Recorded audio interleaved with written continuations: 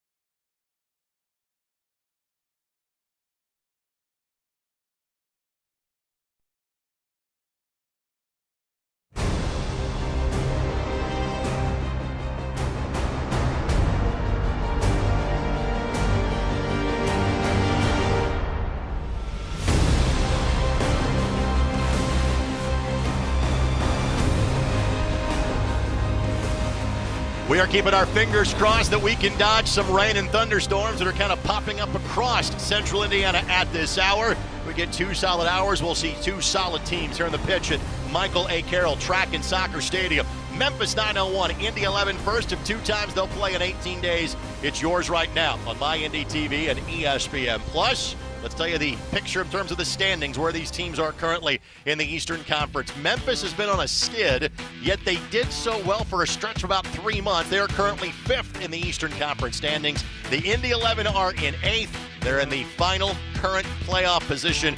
Each of these teams have 12 matches left to go after completing tonight's match. In the broadcast booth alongside Brad Hodder, my name is Greg Rakestraw. Thank you so much for joining us. The big story for the Indy 11 this week is not coming in after the heels of a 2-0 loss at Lou City last Saturday, but unfortunately an injury that happened in training on Tuesday. Yannick Ertl had been in goal for every match but one this season, suffered a foot injury. He is likely out for several weeks. Up next is Tim Trilk, who Brad I thought was impressive as he played about half the matches for this team a season ago. It's so critical if you want to compete for a championship that you have 2 starting level keepers, not just to push each other in practice, but in the event something like this happens and you get an injury. A quick check of our overall injury report brought to us by our friends at Community Health Sports Network. Again, that would be the injury suffered by Yannick Ertl. He is joined by Jesus Vasquez and Brian Moreno again on the injury list. Now let's focus more on Tim Trilk. What's going through his mind entering tonight's contest? Excitement. He ended last season, the starting keeper and showing that he can be that guy at this level. And then now he's getting his opportunity to hold that spot. Other thing I would add in there, Brad, is I don't think there's any lack of confidence from his teammates in Tim's ability. Remember, he's played one time this year, and that was a win in Pittsburgh, one of the best teams in the league 10 days ago. 100% agree. He's bought in, and they're bought in.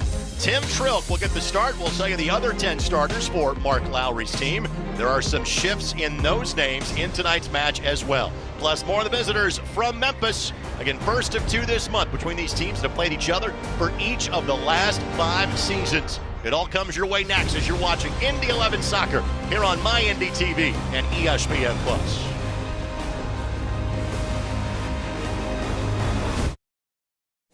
For over a century, Indiana has been the destination for sports innovation and the state where champions are crowned. Now, we're entering a new era with Sports Tech HQ, a place that inspires innovation and invests in entrepreneurs who are changing the game, one startup at a time. Welcome to the crossroads of sports and technology. Sports Tech HQ, home of the game changers. Meet Zach. Day and night, rain or shine, even just out for a spin, Zach gets around. But we know Zach, and at Indiana Members Credit Union, we know he's been saving up to trade up. IMCU is here to help Zach and you drive your dream. Lock in your rate with pre-approval. It's fast, free, and makes buying the car of your dreams easier. Today, it's all about Zach. Tomorrow, it's all about you. Because at IMCU, it's you that matters. AES Indiana is dedicated to providing you with smart energy solutions that power our lives. Our energy efficiency programs help you save energy and money. From rebates on lighting and smart thermostats to appliance pickup and recycling, you can take advantage of cleaner, more cost-effective energy solutions right here, right now. IPL is now AES Indiana. We are accelerating the future of energy together. Find it, try it, paint it, love it. Find it, try it, paint it, love it. Find it, try it, paint it, love it. Find it, try it, paint it, love it. Find it, try it, paint it, love it, love it, love it, love it. Tonight's match is presented by your Central Indiana Honda dealers. Central Indiana is proud to be Honda's home turf too. Search your local Honda dealer today. And by Community Health Sports Medicine. Exceptional care, simply delivered. Let's get right to it. Our starting lineups presented by your Central Indiana Honda dealers. Central Indiana is proud to be Honda's home turf as well. Little difference in formation, 4-2-3-1. Also of note, Sebastian Guenzati eligible to come off the bench. It'll be the first time he has not started a match this season. You look how dangerous Velasquez and Martinez have been on the wings. This is a dynamic lineup trying to feed Pino the ball. On the flip side, for Memphis 901, they and Tulsa made a major swap in late May. Rodrigo DaCosta basically leads FC Tulsa in their franchise history in like every important category. He and Phil Goodrum switch places. He'll be a single striker up top for Coach Stephen Glass's squad. Have you seen a trade that works out so well for both teams?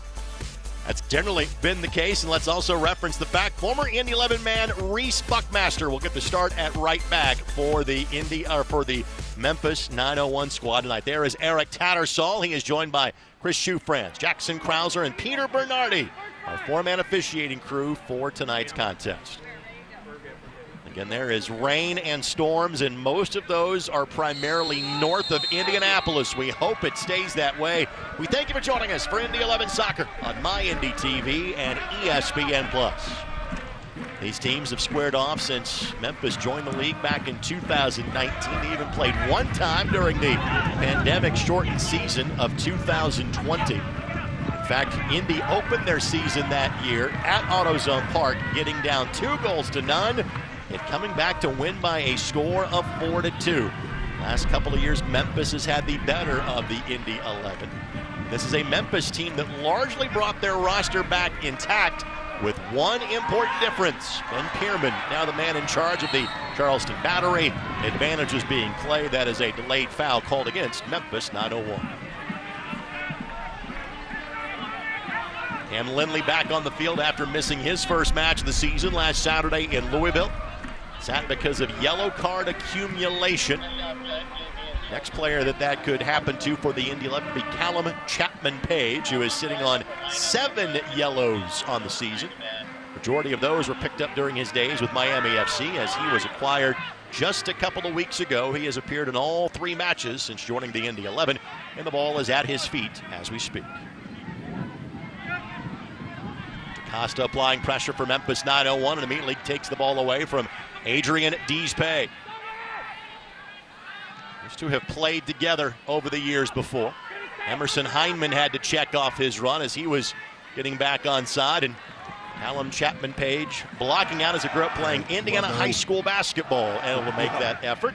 Let's get to our keys this match. They are presented by your Central Indiana Honda dealers. Again, Central Indiana proud to be Honda's home turf as well, and Brad bringing some accounting into the process tonight. Yeah, that's right. High-level stuff. The best way to unbalance a defense is to quickly change the point of attack. So that's something that would be beneficial for the 11 to do tonight. Also, to disrupt the second level, DaCosta's a great finisher. So you got to deny him touches. The best way you can do that is press a little bit higher up into the midfield and just deny and disrupt the playmakers getting the ball into DaCosta.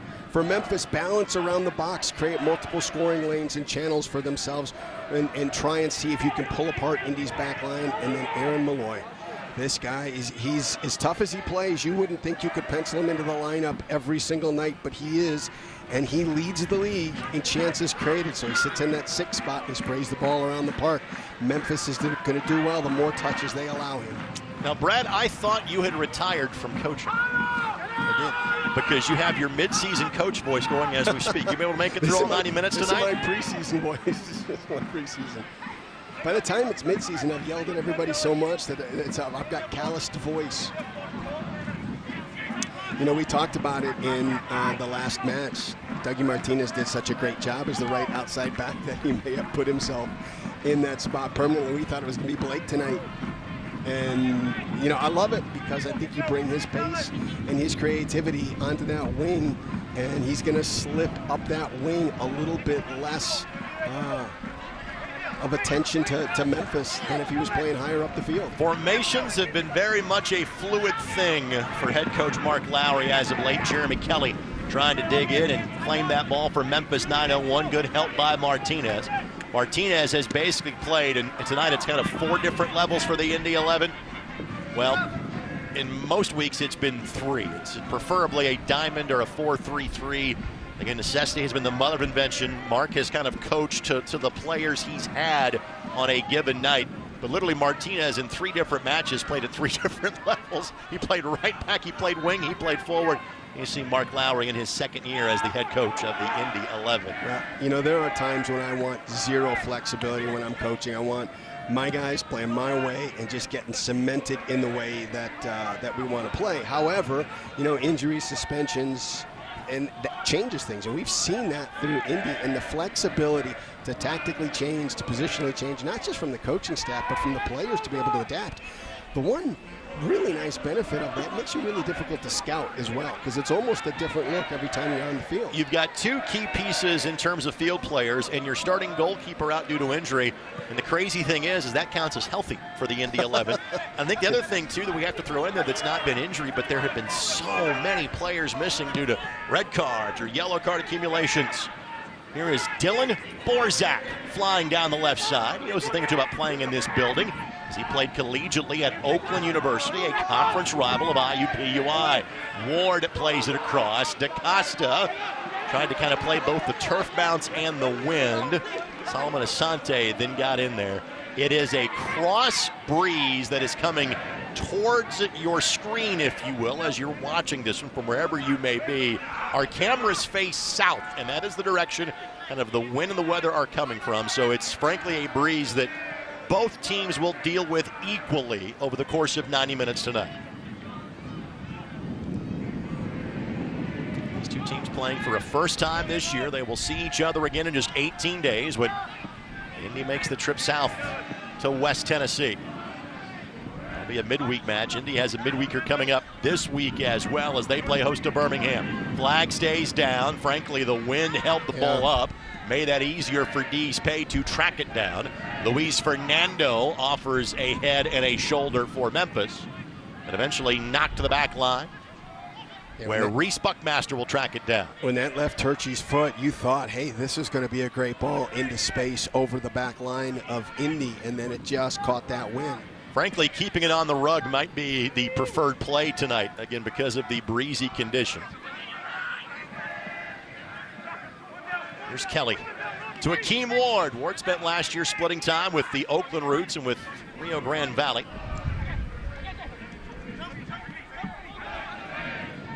Ward to DaCosta. Velasquez digs in, gets in the way. That back pressure is so important. Here's Asante. Asante's been more of a substitution level player, but gets the nod tonight. And again, congratulations to Solo. This is his 150th appearance in the USL Championship. And this is for all players that come off the bench, but when you take a look at Solo's role over the last month or so, coming in for the last 30 minutes, now he's starting to get the starts again, and part of that is because the impact he makes. So, you may not get the 90 minutes that you want, but if you got 30 minutes, you got 20 minutes, and you can change the game, that's going to feed you more minutes. Of course, both he and Aidan Quinn looking for that 50th assist. Part of a unique group of players here in the history of this league. Tonight's match brought to us in part by Sportsdeck HQ. Indiana, winning is in our DNA. For more information, visit forthewinners.com. Jack Blake goes to ground. Borzak, the guilty party. And a restart right from the IUPUI Jaguar logo at midfield, taken as quickly as possible by Cam Lindley. Here is Martinez. Slides it for Velasquez, and injured player behind the play. I think Velasquez may have inadvertently stepped on Akeem Ward, and that's the reason for the stoppage. They're going to go back and check on him, with Memphis being clearly in possession of the ball. And you see the impact Martinez makes as an outside right back and how high he gets when that space is available to him. And again, you saw Velasquez immediately, as soon as the play was over, went back and patted Ward in the back, say, hey, that's my fault, not intentional. I think that was properly adjudicated by Eric Tattersall. No foul, just checking to make sure the player is all right. And now possession will resume here for Memphis 901. Drew Romig gets the start in goal tonight for Memphis 901. He has split time with Bill Hamid over the course of the season. You go, wait a minute, Bill Hamid of DC United?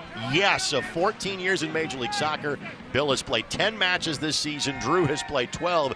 Drew is also unique in the fact that this is really his first chance as a collegiate player or even as a professional to kind of be the guy, to get regular minutes at the age of 25. That's crazy. And you take a look at this roster. Tim Howard is sporting director, so of course there's 4 goalkeepers on the roster. Another name that we mentioned kind of briefly in passing, but also is a name that has been on the minds of American soccer fans in maybe previous years. Emerson Heineman now plays for Memphis 901 as well. Spent parts of the last 4 years with Atlanta United. Grew up in the Fulham system, was under contract to Bournemouth for several years. Emerson's had a couple of appearances with the U.S. men's national team. He's playing up top wearing number 4 in this evening's match for Memphis 901. This is a good roster, and you can understand how there were some early difficulties. I think it was 1 win in their first 6 matches. New coach, so a little bit of a new system. But then they went on a streak, 8 matches unbeaten, and 7 of those were wins. And now they're back into that 6 matches without a victory stretch. So it's been a very streaky team, and they're trying to find that consistency, but they've got the roster to be able to do that. Well, one of their issues, though, at times has been defensively. And in their last 7 matches, where they have not gotten all 3 points in any of those matches, 4 of those matches, they have given up 4 goals or more. Another issue for tonight, as Lindley digs in, couldn't get there. Borzak gets knocked sideways by Martinez, but Eric Tattersall says, nope, shoulder to shoulder, play on, and Indy 11 will do just that. But to finish the thought, Memphis played on Wednesday. They played a Wednesday 11 a.m. game against Loudoun United. That was done in conjunction with a soccer camp. So there were 2,000 young players that were at the game, but hand goes up by Ward. Foul called against Memphis. Memphis might be a little drained at the end of this match because of having to play in warm conditions on turf on Wednesday afternoon. Indy's been off since Saturday. And an easy call, and again, self-defense there by Ward. You understand the natural reaction. Yeah, and you got to make that call because Pino's in the box and open. He's front-sided his defender, and that's where the ball was headed. Tonight's match brought to us by the Keystone Group, specializing in transformational developments, construction, management, and investments. It is Jack Blake who has 2 goals on the season. Who will send this ball in. 2-man wall by 901. Service by Blake, outstanding. Deespay and Pino both in the area. And quickly hustling back will be Aidan Quinn. Back to Yunus Boudadi. And the Indy 11 will reset in the midfield. Yeah, you had a great serve, and you had 2 guys that are very solid in the air. Deespay was onside. Right idea on that ball, just couldn't make the connection. And a goal kick coming for Drew Romig of Memphis, 901.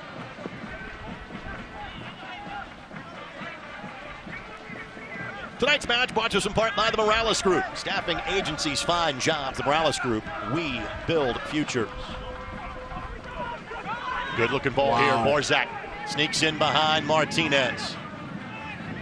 One runner heading back post. Borzak trying to cut it back. Just the time he takes to do that frees up some Indy 11 defenders to get back in recovery mode. Quinn to Asante, and chance to take a breath for the Indy 11. Dangerous ball there that Martinez wins. Velasquez able to play that ball off of Jeremy Kelly. Kelly, one of the many returning pieces from Memphis, 901. They have made the playoffs in each of the last 2 seasons, after they did not do that in either of their first 2 seasons in the league in 2019 and 2020. You take a look at that one touch that started that attacking play for Memphis. It's into DaCosta, and he's a great goal scorer. We talked about that, but he's also a great playmaker. He assists like crazy. Pino just couldn't get there in time. Again, the wind is going to play havoc with some of the passes, some of the balls tonight. Also could play havoc with some of the goalkeepers trying to make plays in this evening's contest as well. And some rather significant storms north of here. We will be monitoring the radar throughout the course of our broadcast tonight. Callum Chapman-Page handled it well. One of the multiple mid-season acquisitions by the Indy 11. This has been kind of a second year where it's been roster building. You wouldn't say on the fly, but probably more changes than Mark Lowry had anticipated going into the campaign. Right.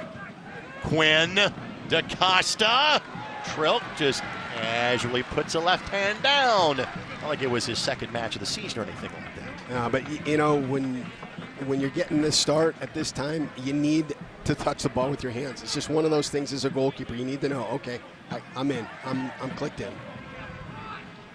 We flashed the stats at you from a season ago.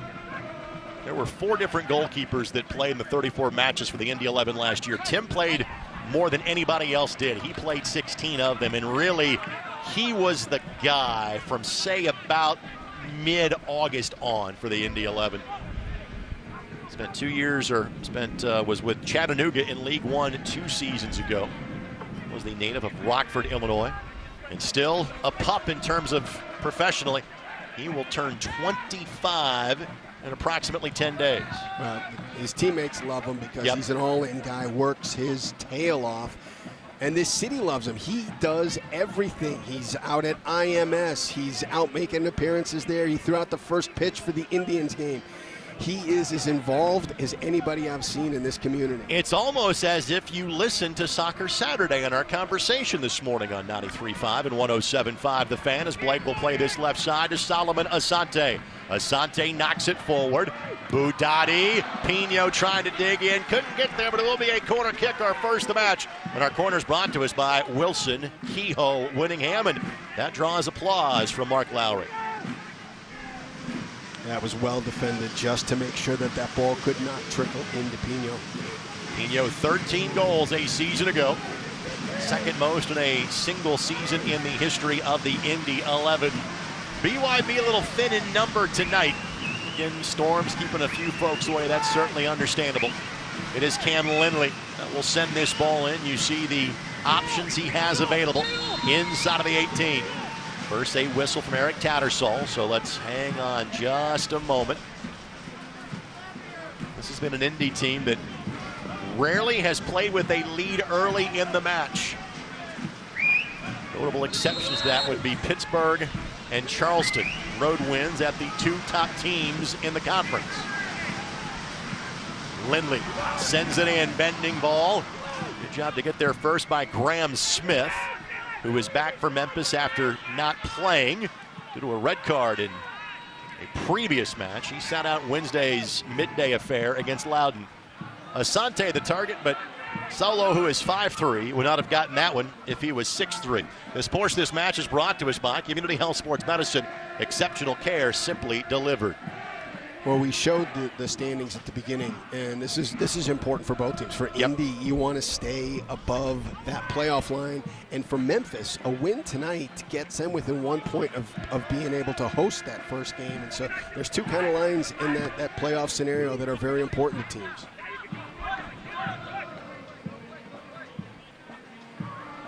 Deespe. There's Cuban to play for the Indy 11.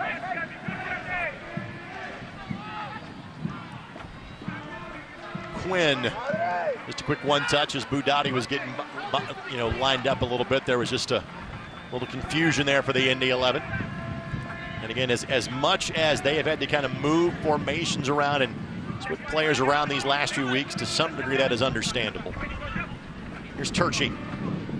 Two back for a second season with Memphis 901. Normal's been a player that's been coming off the bench. He gets the start tonight as the native of Brazil. Buckmaster will knock it forward. Lindley takes it away.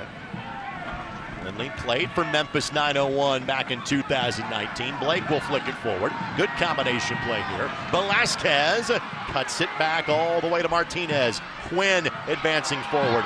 Quinn knocks it across. Ball tipped. Velasquez a second shot. Cannot get it through. But that build-up was as good as we have seen from the Indy 11 all year. And Mark Lowry applauds yet again. Absolute brilliance. Look at the spacing. We've got options everywhere. One touches. Guys are making the right runs. So creative, just unfortunate. That one almost kind of trickled past roaming at the end. Just kind of realized where he was and put his arm back around it to hang on. But here's the crazy thing. Through warm-ups, that's what he was doing.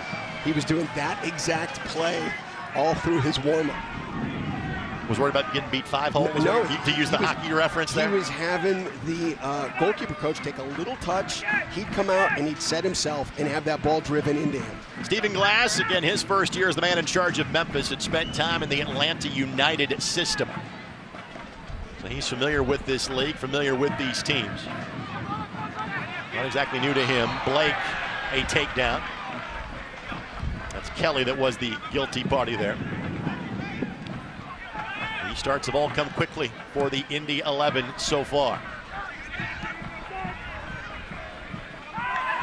Blake again, advantage going to be played as he goes down. Martinez gets held up by Ward, and so the advantage played leads to a foul from a closer position. And after Memphis dictated things for the first 4 or 5 minutes, it has been Indy that's been asking all the questions since that time. You look at the quick ball movement, the 1 and 2 touches, the spacing, it just is, everything is clicking tonight for Indy. What is your play from this close to the 18? You're probably not going for goal from this angle. Where are you looking to drop this ball into if you're a wizard such as Aidan Quinn has been for a decade? If I have a player going from goal from here, it better wind up in the back of the net. Quinn might do it. Given the goal from the run of play we saw 2 weeks ago from 41 yards out that made SportsCenter's number 4 play that night. The fact that he is left-footed doesn't exactly hurt his chances. You got Pena, you got Martinez, great move. Martinez is back. I'd love to see him in the box. You got Pena and Deespe in the box. You got 2 good targets. Again, a whistle. Make sure players are separated. There's Blake to the left, Quinn to the right. This match brought to us by your Central Indiana Honda dealers. Central Indiana, proud to be Honda's home turf too. Search your local Honda dealer today. Asante will offer his expert advice. That's like the street ball. It's like, hey, I'm going to go to the station wagon, turn right, you play the ball into my feet there. Those are three players that know how to deliver a ball. Just had a conversation. Blake, Asante, and Quinn. It's Quinn headed by Pino, and Pino stumbled as he tried to get to that one. The attack continues, though, for Indy.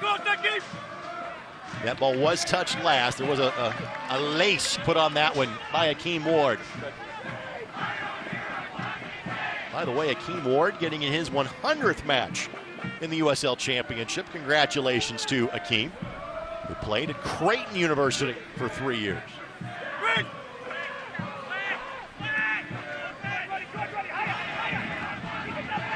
Deespe. Quinn has to be careful as Heineman is giving chase. Back to Callum Chapman and Page for a bit of a breather. A little pressure applied by Memphis. 9:01. Indy breaks, and here comes Boudadi flying down the flank. That ball blocked back to the middle of the park, and Asante can reassess.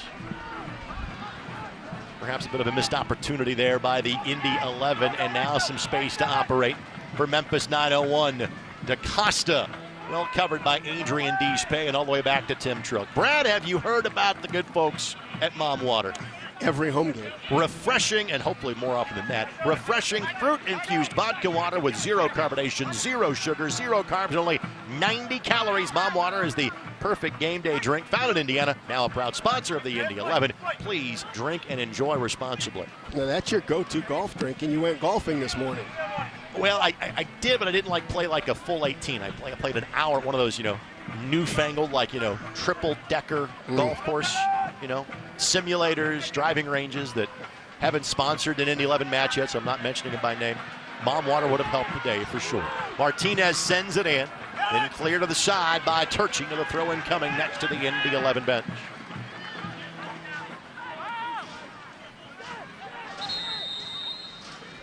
And a foul. Was Blake, was it a foul throw?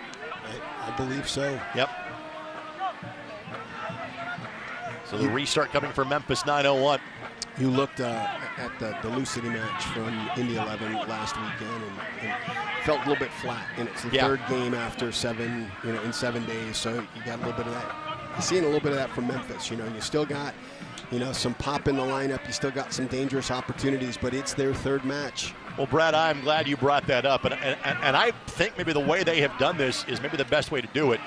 Not only is this their third match in 8 days, Brad, they've all on the road, and they have been on the road the entire time. They went Pittsburgh, Loudon, Indianapolis, and I think not trying to mix in trips back and forth to Memphis helps that a little bit, but it is still 8 days away from home, and if you're a little lackluster because of that, I certainly get it. In fact, they are on the road again one more time, but it's next Saturday as they head to play San Diego Loyal. Turchi, a miscue. Martinez a leave. Ball deflected. Can Martinez follow up? No. Wow. I think Dougie should have shot the first time instead of trying to find a teammate. Let's take another look. Missed touch by Turchi, and then Dougie's looking. Does he have an option better than a shot with a defender and a keeper in front of him? And he felt he did. He simply is able to keep that ball on the ground. It's 1-0 Indy 11. And Indy continuing to create early chances in this match. Quinn couldn't recover in time. Heineman, Borzak. Great run by Fernando. Cuts it back to Fernando, little back heel there, just a little too far back. Borzak has a hit. Save made by Tim Trilk. Welcome back to the lineup, Tim Trilk. It's his second solid save he has made so far, even if most of the action has been at the other end of the park so far in this match. Fernando playing out wide right, makes a slashing run all the way across the top of the box. Ball's played into him, and just a clever little flick.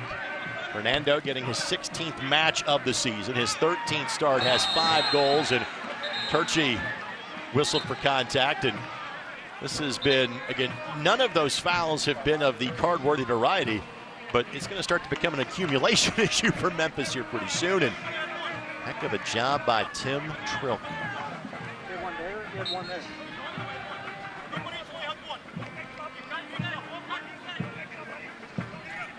Don't miss a minute of the action in 2023. Whether your club is on the road or at home, catch nearly every second of USL Championship action on ESPN+. Home of the USL, La Liga, Bundesliga, UFC, and more. Sign up today at plus.espn.com.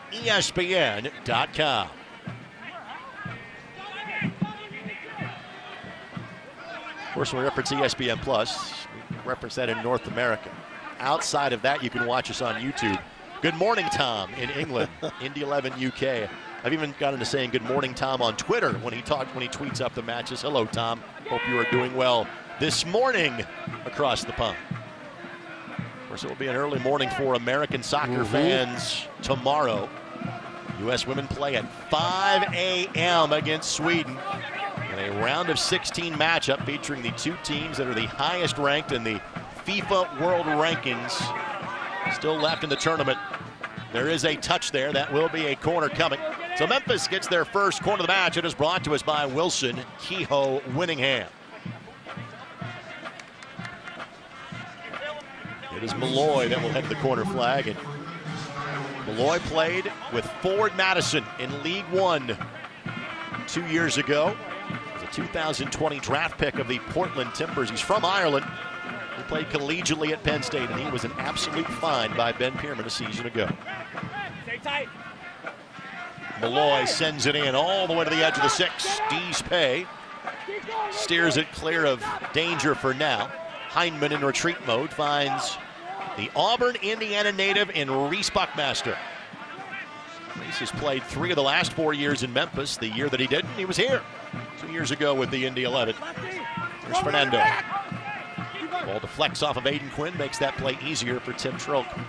We reference Reese Buckmaster. I think Reese maybe has an unofficial record for biggest ticket request for a visiting player. When I talked to Reese this morning for Soccer Saturday on 93.5 and 107.5 The Fan, he said that number was up to 42 and counting. Is awesome. He's really found his groove here in Memphis, and you take a look, he is what is now the Indy Pro Academy. That is where he played a number of years. If Reese's family needed hotel space, I can only recommend one place.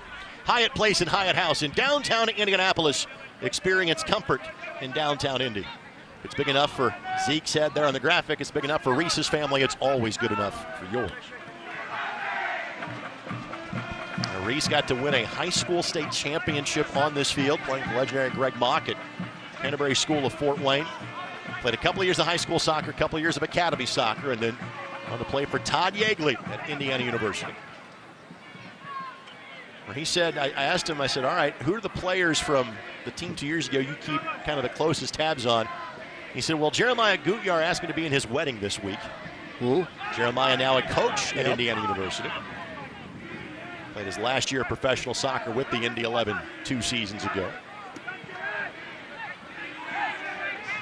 Malloy will work his way around Pino, and Pino whistled for the infraction. You know, we've seen this, and we've talked about this in a number of matches. You know, when you're as dangerous as Indy has been in this first bit of the first half, but you come away with nothing. Yep. That can rejuvenate the other team. You know, they've weathered the storm. Now can they navigate a little bit of energy on their own? We've seen a couple of really nice plays coming through Fernando, who's incredibly active today. He's out on the right wing, but you keep seeing him making these cutting runs across the top of the 18. A couple of losses in this recent spell of rough results from Memphis have been 4-3 and 4-2. In other words, you get the feeling this could easily be a multiple goal match going in both directions. That pass a little errant. Throw in coming for Yunus Boudadi on the far touchline.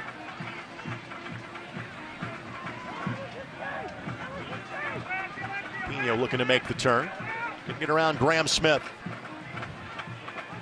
Asante successfully kept it in play, but couldn't find a teammate.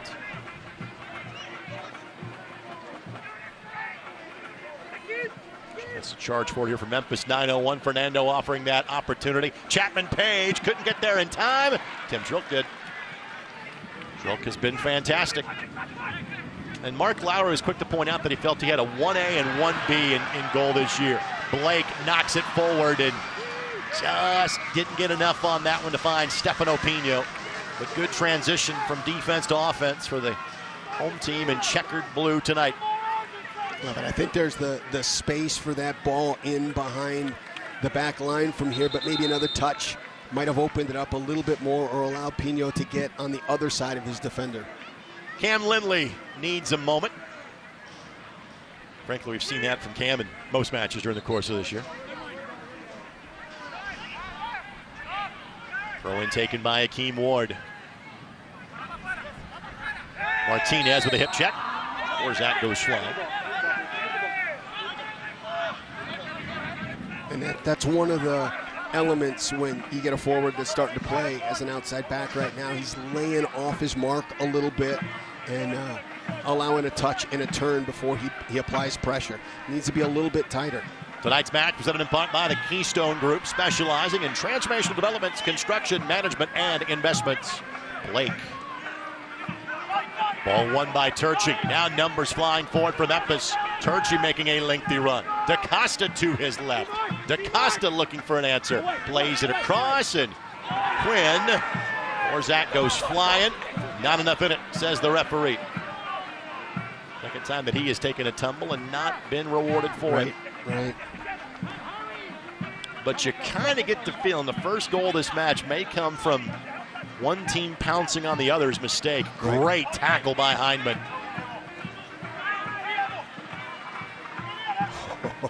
If Malloy would have saw Fernando and the high back line of Indy, he was in.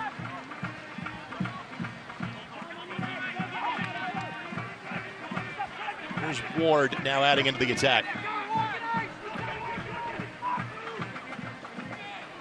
Costa 8 goals, combining his days in both Tulsa and Memphis this year. Memphis, this is their 22nd match of the season. DaCosta has played in 24. Because Tulsa's played a few more matches at this point than Memphis has. Velasquez. Great ball to Blake. He is onside. It is one-on-one for Jack Blake. Blake has a hit. Blake pulls it wide. It's been that type of year for the Indy 11. What a great delivery from Velasquez. Creates a little bit of space for himself in the middle. Gets a couple of defenders wrong-footed. Sees Blake out wide. I don't know how. His head was down. He saw him. He knew he was there. Plays it out perfectly for him. Blake just puts it a touch wide. Memphis complaining about lack of an offside call. I thought it was Smith that kept Blake onside. Thought it was a perfectly timed run.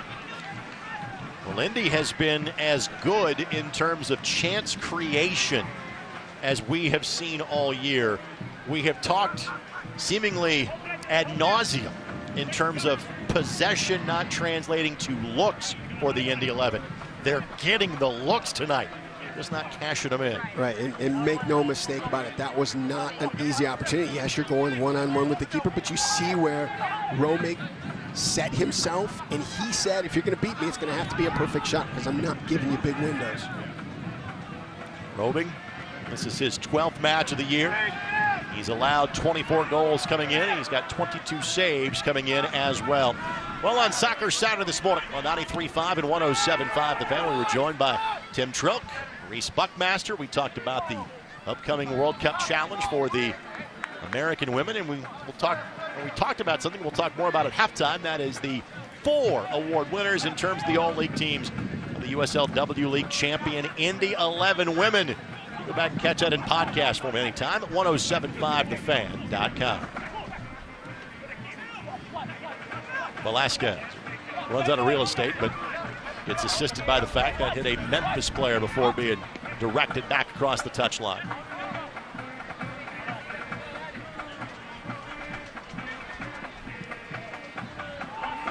Asante, flag goes up. Asante had just leaked behind the last line of defense.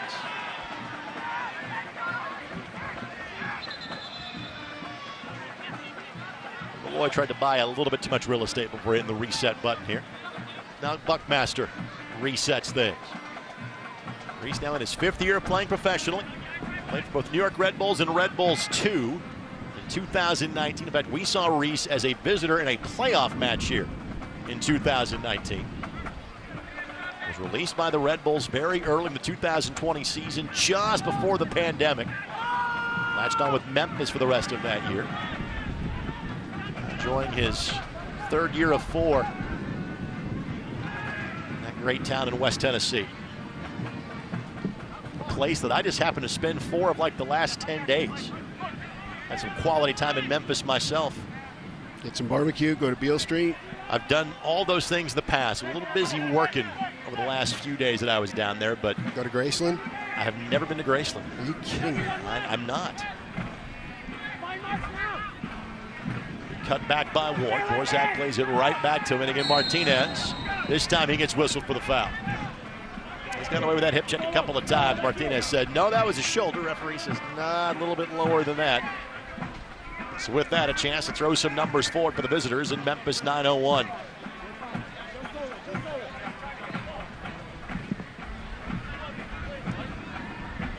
Good crowd on hand tonight. Again, the forecast, unfortunately, has kept a few folks away. Another solid effort by the Indy 11 faithful. Keep going! Keep going! Be back at home on Wednesday to take on Tyler Pasher and Birmingham Legion. Wins kick up. That was Chapman Page that got ahead of that one and just did steer it wide and to the left of the goal. So we'll now have a corner coming, presented by Wilson Kehoe Whittingham. Let's take a look at the service by Malloy. You can kind of see when he left his feet, he did not anticipate that that ball was going to still carry as it did with the wind and the bend on it.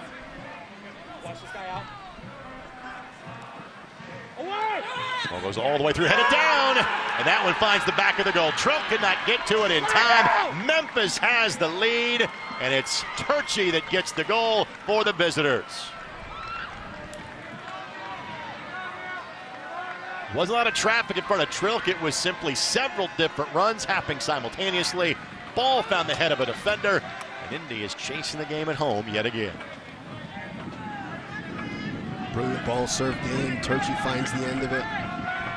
For Turchi, it's his first goal of the season. Chapman Page couldn't get to it. Trilk couldn't get there in time. And even if Indy has had the better of the chances, they are trailing on the scoreboard. Again, it's an Indy team that has not won a home match since May 20th. Their best results this year have largely come away from Carroll Stadium. Hopefully those wins you hear kicking up are the winds of change in terms of a home losing streak or a home streak without victories for the boys in blue. To be honest with you, the skies are brightening as we speak, but the winds now about as strong as they have been throughout the course of this match. How much does that goal change the tenor of this match, Mr. Hodder? Not at this time. You know, you play out this half, you take a look in the 15-minute break, and you figure out, okay, what's working for us. You know, you look at the play. The play's been great. You've had opportunities, so there's no reason to panic and make a change right now. You just, you know, you gave up a corner kick, and they executed. Ward will simply nod this one back to Drew Romick. Can't watch the match? Turn on Sirius XM FC 157, North America's only 24/7 source for engaging soccer talk, including USL All Access on Tuesday nights at 7 o'clock Eastern Time. Live match of the championship, Major League Soccer, English Premier League, and more. All on Sirius XM FC 157 and the SXM app. The one thing you could see in third game in 8 days, you're up a goal right now. You don't need to press as much. You don't need to chase as much. You can take a little bit of the air out of the game. It's a Memphis team that went from March 18th to July 1st without a loss. That match on July 1st saw them lose at Phoenix 6-0. And they seemingly have never gotten back on the front foot since that time. Not of a single one in the month of July. That was over the course of 6 matches. Yeah, what a run they were on in the 8 prior. Right, yeah. They couldn't lose. They picked up, what, 21? They picked up 22 points in 8 matches. That's high-level math. Well done by you. Ward couldn't keep that in play. Throw-in coming for the Indy 11. Ward had a little bit of a late touch. I think the referee caught to kind of knock that ball away and give him some time to get set defensively. The final minutes of half number 1 brought to us by Sherwin Williams. Bring cover to life with Sherwin Williams.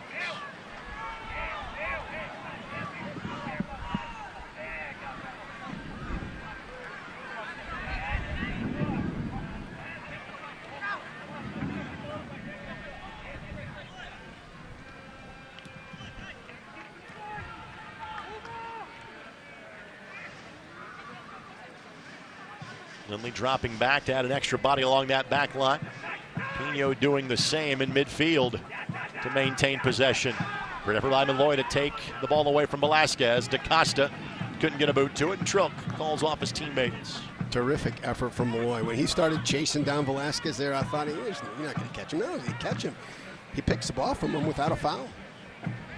This is now the 5th year for League One. And again, Malloy, kind of like Nick Moon and Connor Antley, one of the success stories. A guy that's used the chance to play in League One to earn big-time minutes in the championship. Quinn a little bit in front of Yunus Boudadi. The right idea, though, and the timing on the run was impeccable as well. It just needed to be delivered a little bit softer. Fans, you can show your Indy 11 pride, get your exclusive IMCU Indy 11 debit card at any IMCU branch or online today at imcu.com.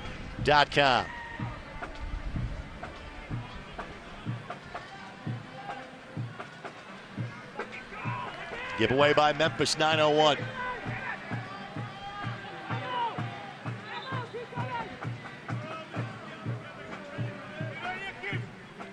Last home match for the Indy 11. That's on a 0-0 draw against the always tough Tampa Bay Rowdies. Foul called against Indy at the edge of the 18. Since that time, 3 in the road win at Pittsburgh, and then not even an official shot on goal last Saturday against Lou City. And while you hate to see kind of that style of match against your chief rival, again, that result was somewhat explainable because of the caliber opponents you had to play before you got to Lou City in terms of the Rowdies and then the Riverhounds.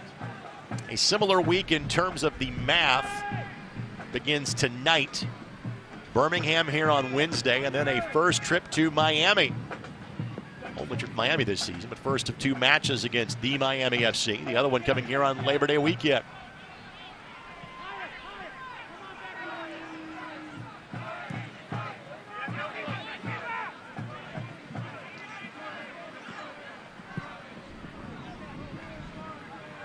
Ward does just enough to get in front of Velasquez that time.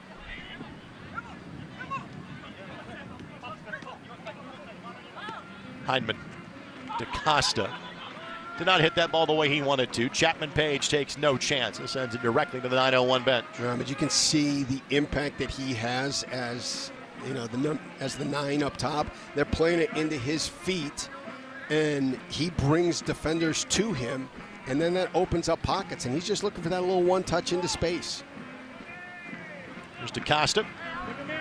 Knocked away by Lindley, but again, it'll be a Memphis 9:01 throw-in. Do not think we're looking at a lengthy amount of stoppage time at the end of this half. It's been largely a whistle-free match.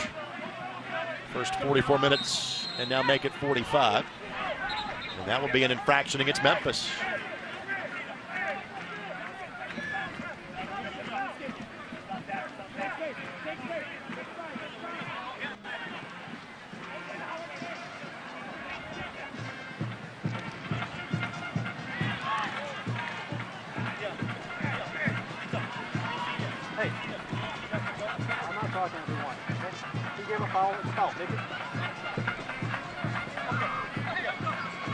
Martinez.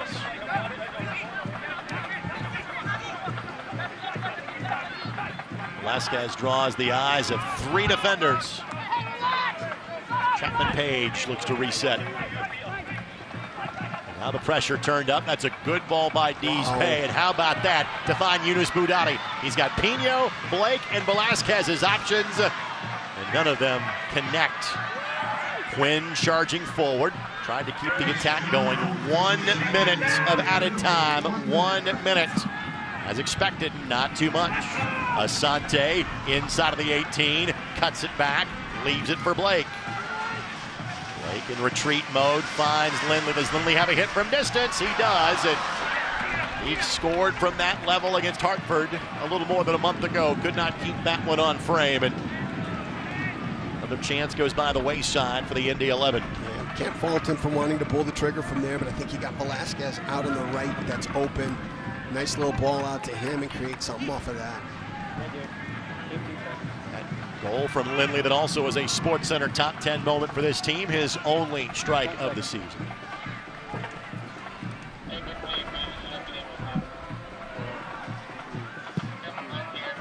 And that's going to be it. Again, Indy has had the more numerous of chances, but the scoreboard is what it says it is. Indy is chasing the game yet again at home. They trail Memphis 1-0 at halftime. Well, the third game in 8 days, the thing that you're looking for are transitional goals or restart goals, and they've been dangerous in both of those and got rewarded on that last corner kick. Lucas Turchi with his first goal of the season. Aaron Malloy was third in the league in assists coming in. He's now got 6 after that corner flag delivery. Missed opportunities by the Indy 11. Some saves by Tim Trilk. Couldn't make them all. And with that, Memphis 901 has a 1-goal lead at the break. Stay tuned. Halftime comes your way next as you're watching on MyIndyTV and ESPN+.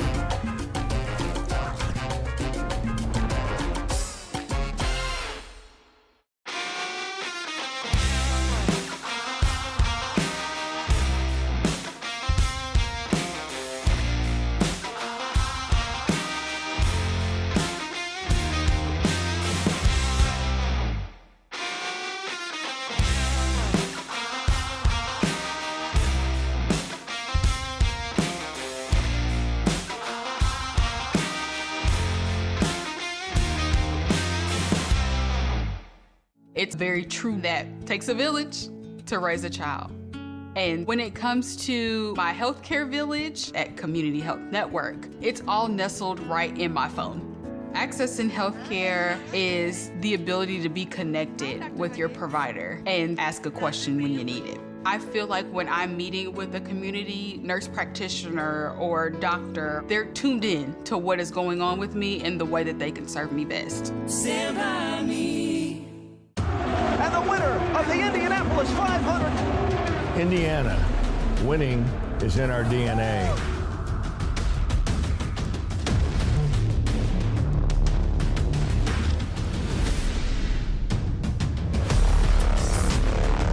And we're winning the future with $22 billion in new business investment, building an economy of the future with unprecedented momentum.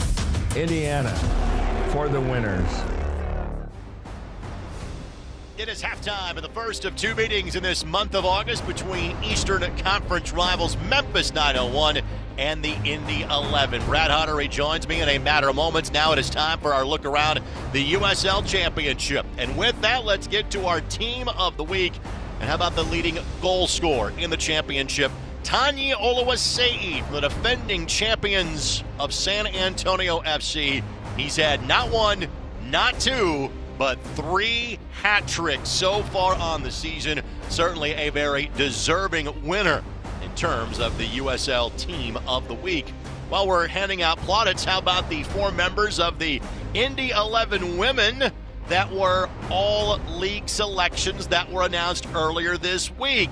That is part of our news and notes segment.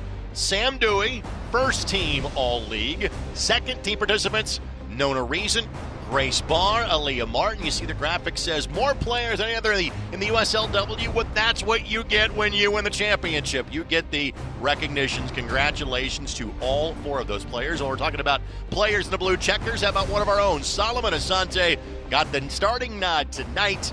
This is his 150th appearance in the USL Championship. Unfortunately, we end this segment of our halftime show on a note of the deepest regret.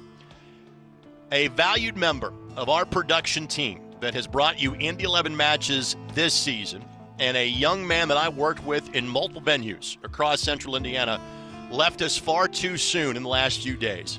His name is Nate Rabb. He is a not that far removed graduate of the University of Indianapolis. His wife, Becca, They have a young son together. There is another on the way. And Nate passed away a few days ago at the young age of 26. Our thoughts and our prayers are with Nate's family and friend. He will leave a void that will be so difficult to replace. To Nate and family, we say thank you for sharing Nate with us as long as you did. Godspeed, Nate. We'll miss you.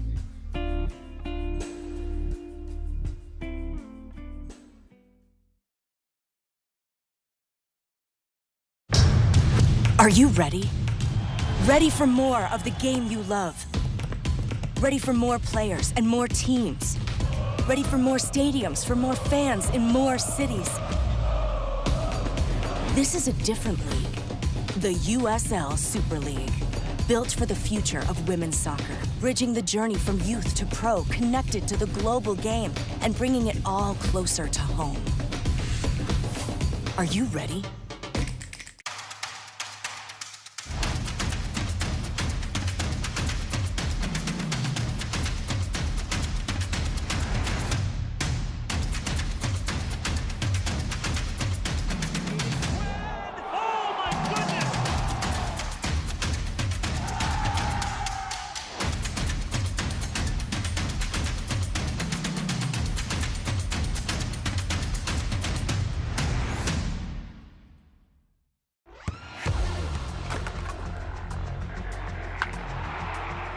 We all have goals. But let's be honest, most of us aren't going to be professional athletes. But if your goal is to finish your degree, we can help. Come to a university that puts your goals first. Bellevue University, your partner in finishing goals.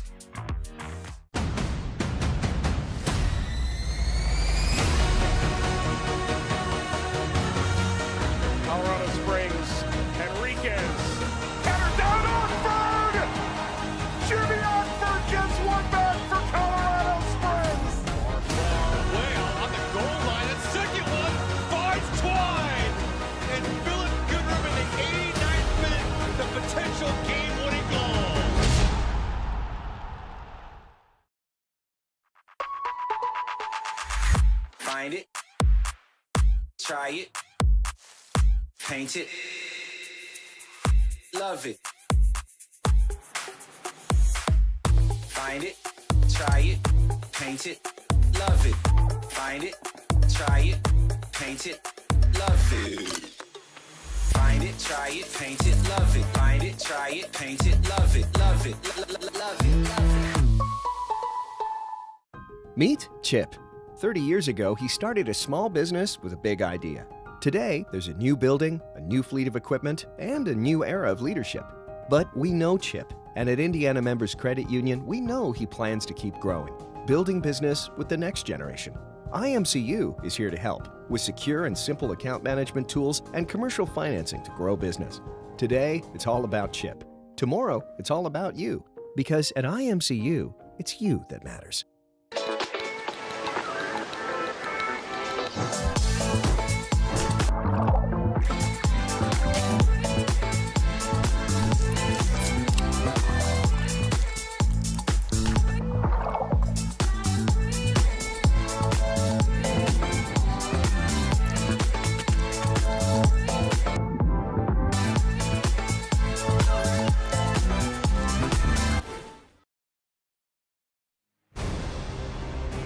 Players starting to make their way back from the locker room. 1-0 Memphis leads Indy 11 on Lucas Turchi's opening goal of the season and assist number 6 for Aaron Malloy. Let's see what else is happening around the championship tonight. It was a busy night of matches last night with 3. Still a full slate taking place this evening. Huge matchup in the East. Pittsburgh leading Tampa Bay by a score of 1-0. Miami trying to catch up to the Indy 11. They lead El Paso 1-0, and New Mexico leads at Hartford 1-0. That is at halftime as well. In terms of upcoming schedule, I'll show you other matches that will be taking place. Again, there are the West Coast matches tonight, the 4 that you see on top. Next up for the Indy 11 Wednesday here against Birmingham Legion. The match to the right of that That is the Summer Showcase, which signals the start of the sprint to the finish. Philip Goodrup, FC Tulsa, head west to face Mario Williams and the Switchbacks of Colorado Springs. FC Tulsa Switchbacks, Wednesday night at 9 o'clock. You can catch that match on ESPN2. We'll take this quick timeout. When we come back. First half highlights, first half stats, and a chat with Indy 11 head coach Mark Lowry. It all comes your way next. It's Memphis 1 and Indy 0. When your cat's a meme and your dog is too. And it's hard to know what's fake or true. Just raise a glass with a friend or two. You tell them more, tell them more, tell them more, do. It's a crazy world, so what do you do? Tell them more, tell them more, tell them more, do. Meet Kate. She has a lot to juggle. Family, work. It can lead to trying days and tired nights. But we know Kate, and at Indiana Members Credit Union, we know at some point her space at a premium life may change. IMCU is here to help Kate and you find your space. Now, add on or remodel with an introductory rate of 3.9% APR on a home equity line of credit. Today, it's all about Kate. Tomorrow, it's all about you. Because at IMCU, it's you that matters. The main part of my job is definitely listening. People deserve transparency. I don't want the financial part to be something that stops or hinders a patient from having the health care that they need. I try to treat each person like they're my mom or my grandmother, my daughter, my husband. I want them to know that they're not just another phone call for us. And it's very rewarding to know that I can provide peace of mind. Stand by me.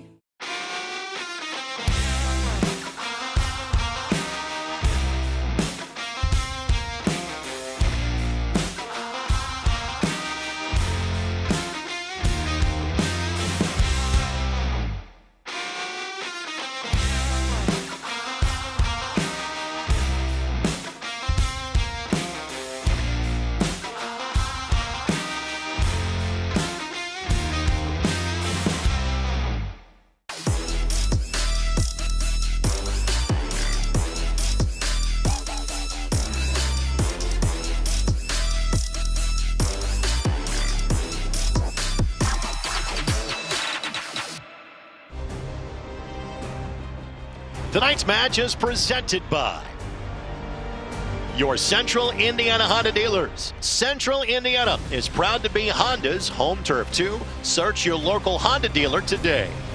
And by Community Health Sports Medicine. Exceptional care, simply delivered. 1-0, Memphis leading the Indy 11. Greg Rakestraw, Brad Hunter back with you pitch side here at Carroll Stadium in downtown Indianapolis. We'll hope to catch up with Indy 11 head coach Mark Lauer in a matter of moments, but first things first, highlights from half number one. Chances were there for the Indy 11, Brad. They simply could not cash in. Yeah, a couple of the Memphis opportunities to come off with turnovers and restarts, but Indy's just been buzzing around the net. A lot of good, quick interplay up in the attacking third have led to so many chances. When you have done so many things well as the Indy 11 have, but have not scored, how do you address that at halftime if you're head coach Mark Lowry? It depends. It depends on how much you've addressed it and how much you've talked about it before. Sometimes you can overkill it and you can start to plant this mental block in the players' heads where they start pressing. But again, the difference is this service in the corner flag. Malloy finds Turtsy. Turtsy past Chapman Page and Tim Trilkin. Again, Indy behind by a goal with 45 to go. Yeah, when you head down on the ball, that is the toughest one for the keeper to reach. So we'll look at our highlights from half number one. We'll talk to the head coach of the Indy 11 and Mark Lowry coming up here in about 15 or 20 seconds. Plenty of, again, substitution opportunities available for the Indy 11, some attacking options to go to, but we're now joined by Coach Lowry. And again, Mark, the build-up sublime. You applaud your team's effort for most of the half. You're down at goal. How do you size it up right now? We should have been 2-0 up before they even scored. Jack's one-on-one. Vala had one. We had one just before that with Douglas and Stefano. It's like we should have been 2-0 up, and then they probably don't score because we'll have killed the game. We'll have killed their hope and their energy. So that's the same story. We played really well, some great football.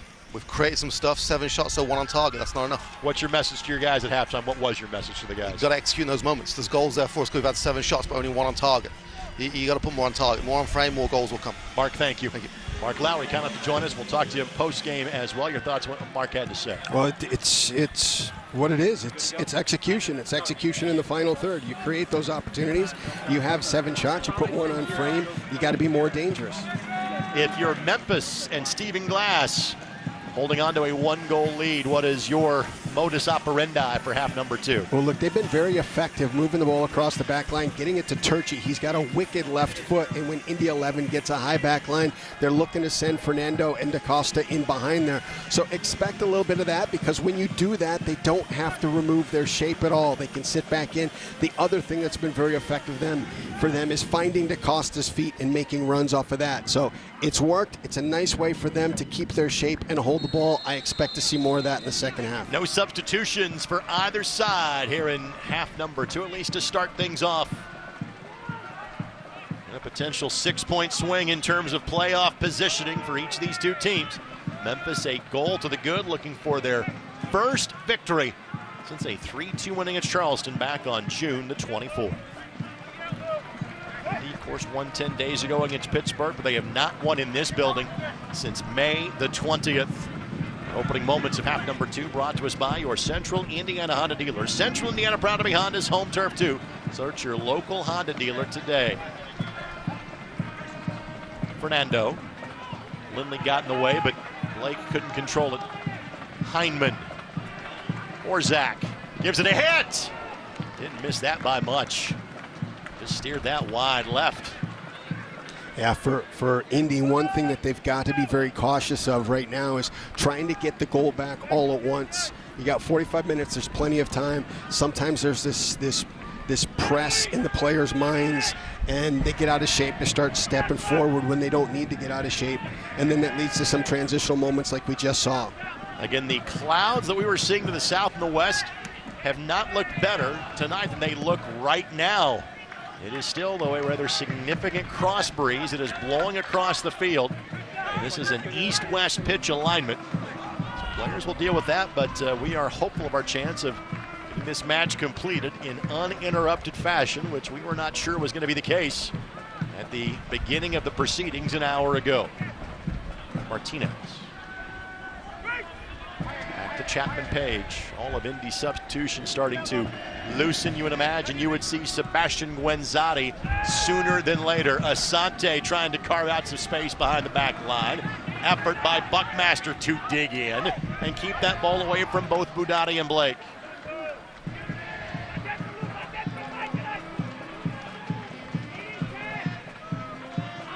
Fernando playing in his 8th season in the USL Championship. Spent time with Atlanta United 2, the Richmond Kickers, and the Tampa Bay Rowdies. Second year with Memphis 901. Asante and Blake on the same page. Kelly charging forward, cuts it back.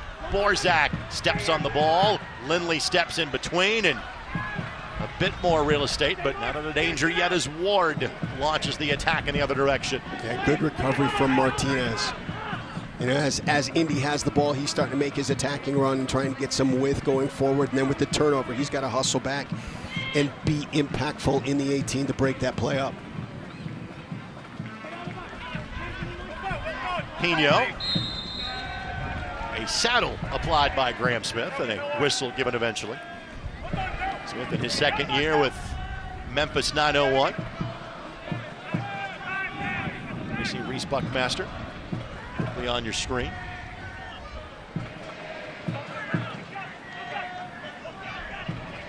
Tonight's match presented in part by Sports Tech HQ. Indiana winning is in our DNA. For more information, visit forthewinners.com.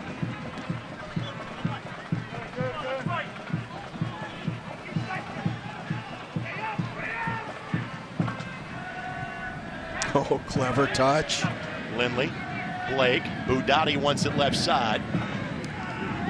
No real angle to get it to him, unfortunately. Fernando digs in.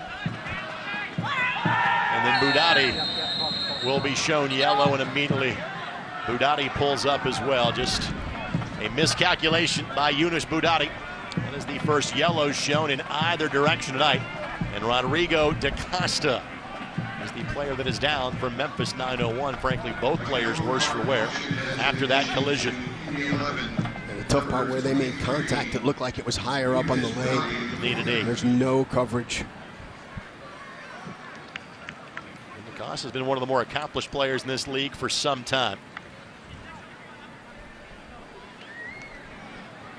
No doubt that was a card-worthy offense. He's one of Indy's top players. For Budati, that is his 7th yellow of the season. So again, he would join the yellow card accumulation watch. The next one would then have him sit the following game. And this is a 3-match week for Indy. They host Birmingham here on Wednesday. Brad and I will have that one for you as well on ESPN Plus and My Indy TV. It'll be to Ricardo Silva Stadium, campus of FIU. Indy takes on their longtime rivals Miami FC. Ball sent in. Fernando didn't get there because Deespay got in the way.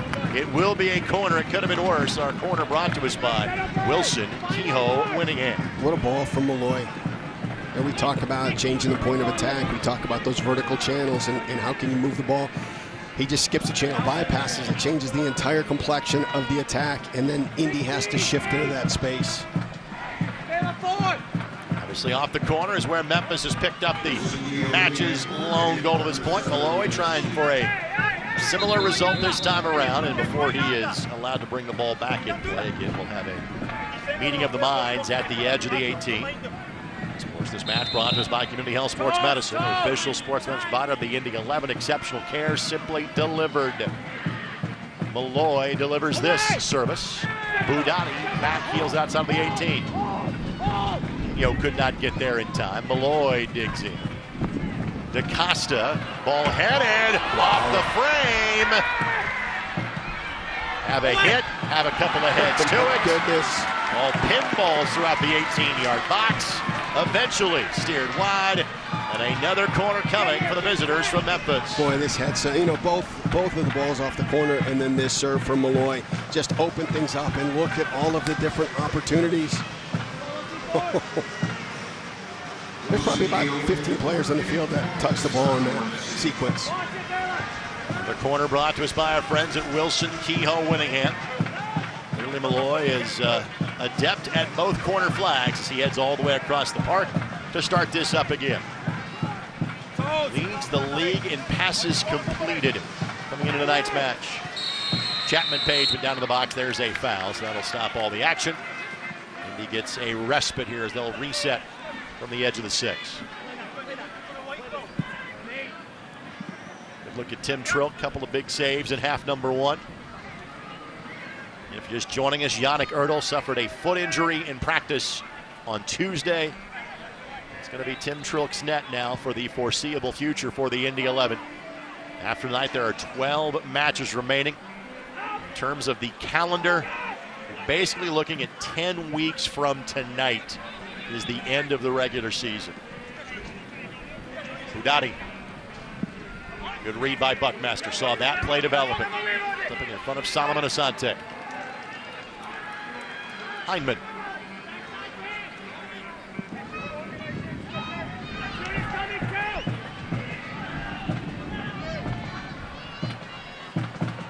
Velasquez just couldn't get there in time, but eventually wins it away from Malloy. And then fights off the tackle as well. Blake's got Pino and Asante applying help. Pino could not get there in time. Good read by Romy. Of course, this match is brought to us by Johnson Controls. Johnson Controls, the power behind your mission. Buckmaster wandering forward. Deespay quickly sweeps it away. And it will be a trio of Indy 11 substitutions that are going to be sent to the 4th official momentarily. Sebastian Guenzati, Robbie Dambrot, and Maka King. So 2 substitutions from a defensive standpoint, but both guys that don't mind getting forward in the attack when given the opportunity. For Sebastian, tonight is the first match he has not started this year for the Indy 11. Budati was not onside. Asante was off, and he knew it. Right, I didn't think Budati was off on that one. Eunice did not think that was the case either. It's interesting in that last play. This is one of the things I love in watching the stuff that goes on in recovery runs. DaCosta. Budati's got to be careful. And Budati says, get up. Budati, and the only says he's got to be careful, sitting on a yellow, right. So that always draws your attention. But this last transitional opportunity that Indy had, DaCosta, who's playing as high up the field as anybody from Memphis, makes the recovery run all the way to the top of the 18. Quinn. Pressure by Fernando.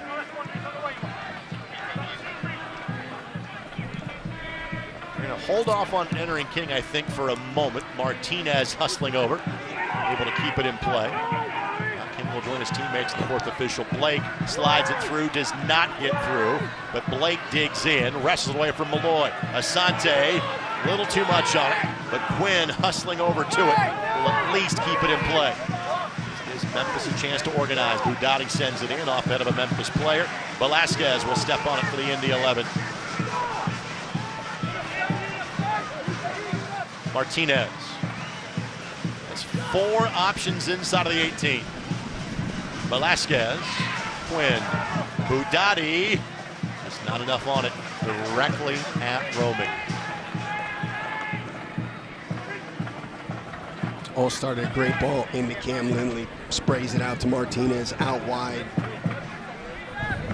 It's been so effective for Indy all year. DaCosta gave every bit of effort he had to give that one and still gave the thumbs up for the ball that was sent his direction. We'll have a trio of substitutions brought to us by Chief League of Indiana coming up in a matter of moments.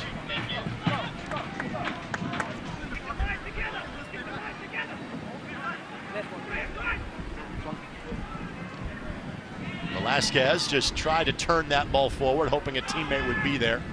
He was not. Turchi. DaCosta just a bit offside. Flag goes up now. And with that, restart happens quickly. But Indy might elect to put those players in. Frankly, Indy kind of did themselves in by a quick restart. They kind of step on it. They probably get the whistle there. Those things have a funny way of working out, though. You know, one of the guys that is coming off may be the guy that gets the equalizer right now. Let's see, here you go. Velasquez walks the tightrope, keeps it in play, finds Asante, a turn, a lead, a hit, a goal. That's a great ball. His 8th of the season. It is time to cue the smoke here in Indianapolis. We are tied at 1 in minute number 58. Incredible job by Velasquez. He keeps that ball in. Walks just a tightrope on the end line, is able to find Asante off of his left shoulder. Asante, who is a goal scorer and pulls the trigger, but is also a great assist man. Picked up a pretty important assist in his career and drives that ball back to Quinn, who just strikes an absolute beauty. So gives Solomon Asante the assist. That is his 49th of his career.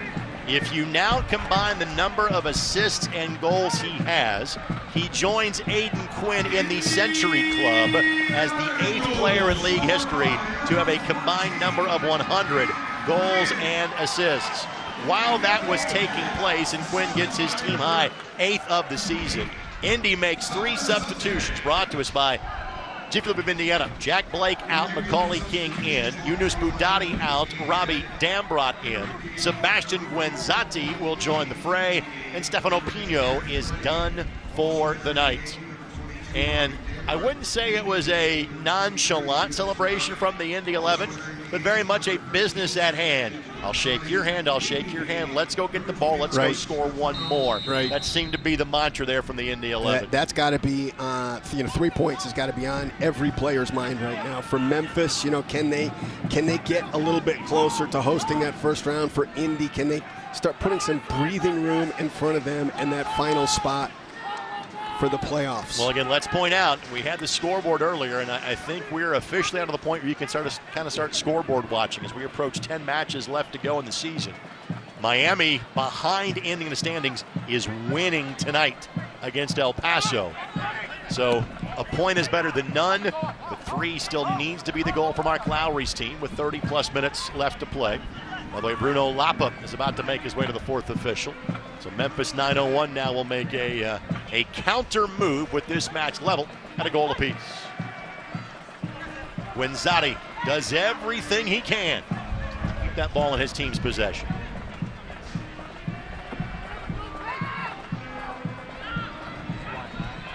Lindley surveys the scene and finds Asante. Asante just couldn't deliver the ball he wanted to. And Lindley, as Borzak goes down, and Borzak has been looking for calls the entire night, and I think he's drawn all of one so far in this match. He's working on the accumulation. He's trying to get, those two in the box, and they do stay in an official's mind. Even if it's a quarter chance of a call, you protest it, you get frustrated, it stays in the official's mind. You get accumulation of a couple of those. You never know. Trilk likes to play this one to Chapman Page. Again, no long ball so far, still building from the back. That ball ricochets off of Borzak, and throw in coming for the Indy 11. Of course, this match brought by the Keystone Group, specializing in transformational developments, construction management, and investments. Emerson Heidman is done after 60 minutes for Memphis 901. He'll go the long way around. Bruno Lapa will check in. Bruno was first team All-League 3 years ago, and he is largely associated with Birmingham Legion. Lapa 3 goals and 3 assists, now in 18 matches played this year. Dambrot has plenty of space, and it's exactly where Trilk finds him. Good hustle by Fernando, though, and again, it's not been constant pressure by Memphis, but when they have turned it on, they truly have turned it on like they're doing right now. Good hold-up play by Guenzati. Quinn looking for the space to find a man, and Martinez, if he went for it, he was going to be out of play. Dambrot got to it. It was still out of play. Almost. Right decision by Martinez. Right, he was off, so the fact that he held up was the right move. Dambrot was on, just couldn't get there in time. Let's thank our friends, the Denny Companies. The Denny Companies, tearing down the past so you can build the future.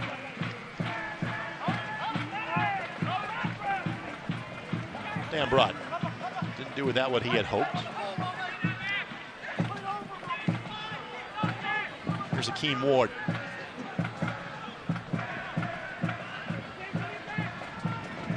Borzak.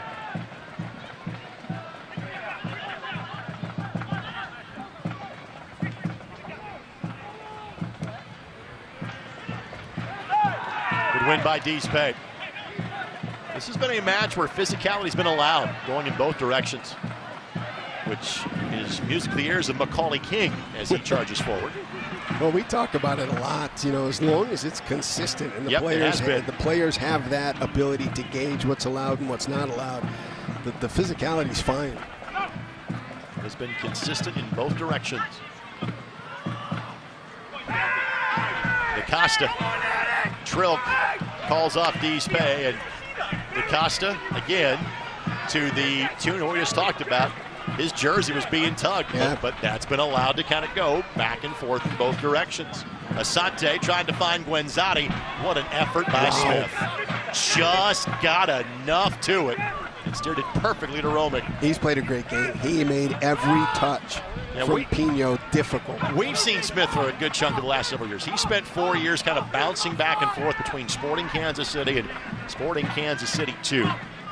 He had 17 appearances during that time with the Major League Soccer side. Now his second year in Memphis. Kelly with plenty of space to operate. Borzak to his left. Ward an overlapping run.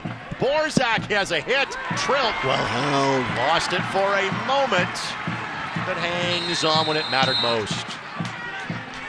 We're not happy about DaCosta being in his way, and DaCosta immediately puts a hand on his shoulder. And it's hard to fault DaCosta on this because the ball is loose, so he's going to go for it. But to Trilk's credit, he recognizes that ball is loose and pounces right on it. Yeah, again, you see the contact, just the shin to the back of the head. Again, I don't think there's nothing nefarious involved in that. Just a reminder, Indy 11 fans, gather your group of 10 or more for a unique way to experience game day, including our new beer garden experience at Carroll Stadium. Groups receive exclusive on-field opportunities, in-stadium recognitions, up to 35% off of regular ticket pricing. To learn more and book your group, visit indy11.com/tickets or call 317-685-1100. Tonight in the Beer Garden, Star Wars trivia before the game. Velasquez taken away by Fernando. Fernando to Borzak, knocks it forward for DaCosta. Trilk, I'm not sure if the force was required, but he gobbles it up. Good read from Tim Trilk. And for those of you on Twitter asking for more force references on Star Wars night, there you go.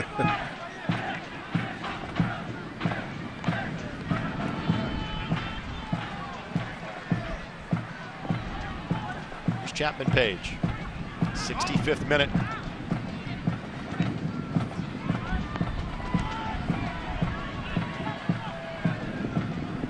First half goal for Memphis 901, an answer by Aidan Quinn. Approximately 8 minutes ago, again, his team high 8th of the season. His second goal from the run of play this year.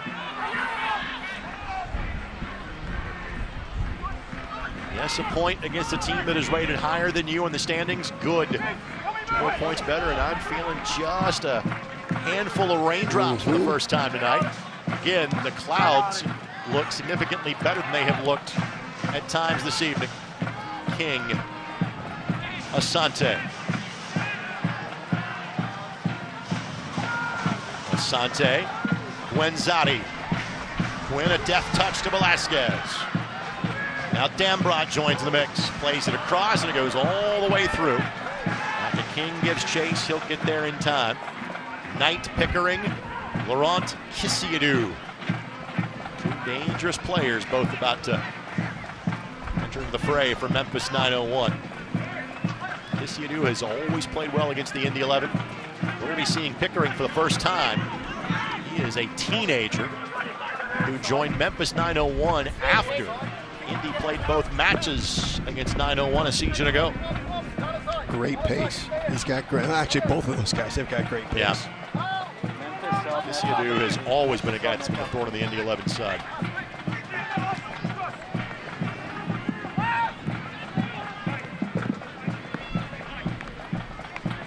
Lindley, Velasquez with Buckmaster giving chase. Brilliant ball. Velasquez puts it out to Lindley. Lindley freezes Buckmaster, who's got to step and defend him. And Velasquez just takes off in the run, and Cam just puts it perfectly into his path. Quinn, Velasquez. Velasquez, pressure around him. Malloy, Lindley won it cleanly. Felt the pressure of DaCosta behind him. And Quinn in a tough spot. Well played by both teams. Now Fernando. 3v4 here, and Quinn does enough. It will be a throw-in, but that could have been a whole lot worse from the Indy 11 perspective. Harrison Robledo is going to be heading to the fourth official for only a matter of moments, but first, more substitutions brought to us by Jiffy Lube of Indiana. Knight Pickering is on your screen. He is just 18 years old. He has 4 goals and 4 assists, and largely a substitute's role this year. Dylan Borzak, as the rain starts to pick up just a little bit more. We'll play through rain, not storms. We can live with a little precipitation. Kisiadou will come in to replace Borzak. Good things by Borzak tonight. Laurent Kisiadou making just his 3rd substitutes appearance of the season. He's got 4 goals as well, a native of the Ivory Coast. He is on your screen. We saw him with Atlanta United 2 before he joined Memphis 901.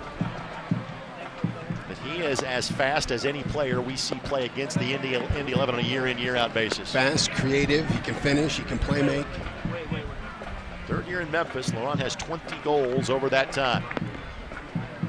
Well, Robledo is set to come in. Might he be coming in for Cam Lindley, given Lindley's current situation on the turf?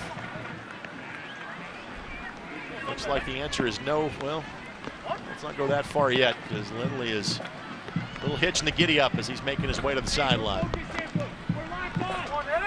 Well, he's adjusting the captain's band, not taking it off.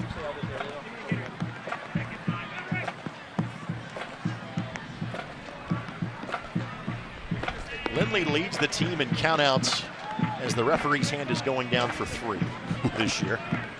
There's been several times when we thought Cam was done for the night and miraculously returns to play. Buckmaster will offer a throw-in. He just plays with such passion and such fire all the time. Lindley waved back on.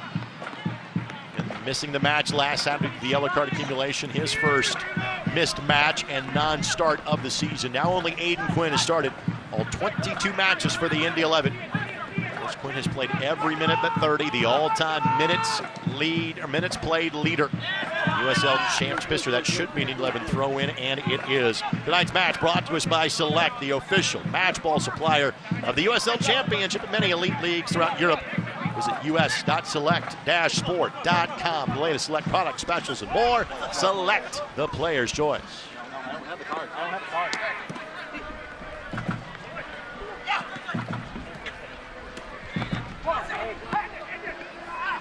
Wenzati goes down, and he will stay down. Now that will draw a whistle. Uruguayan American and Sebastian Wenzati. 4 goals this year for the Indy 11. At 59 during his time with the Tampa Bay Rowdies. That is the second most for any single franchise, or one player for one franchise in league history, only behind Cameron Lancaster, who of course scored for Louisville against Indy last week and scored for Louisville in their 3-0 win against FC Tulsa last night.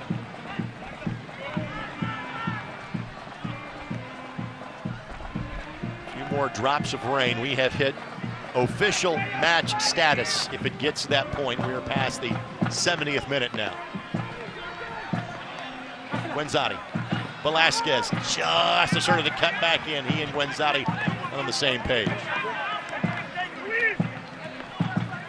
Fernando charging forward around Deespay, but Deespay recovers, and Macca King wanted nothing to do with that. Just playing it out to the side and gives the corner. Brought to us by Wilson Kehoe Winningham.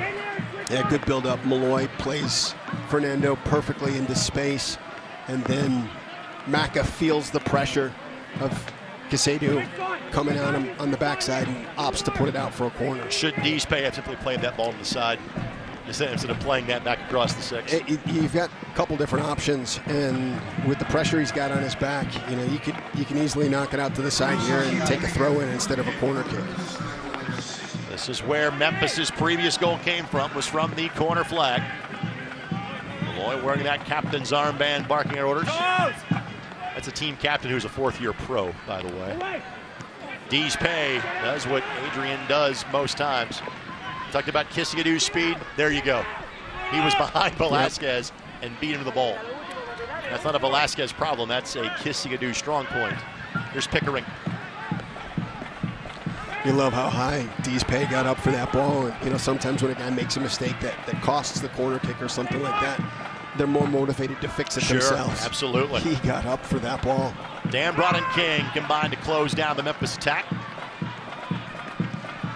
Chapman Page will simply give it a whack, buy some real estate. Wenzati flying in, got tangled up with Buckmaster. Quinn will knock it forward. Smith will tough ball. Play it back to Romig.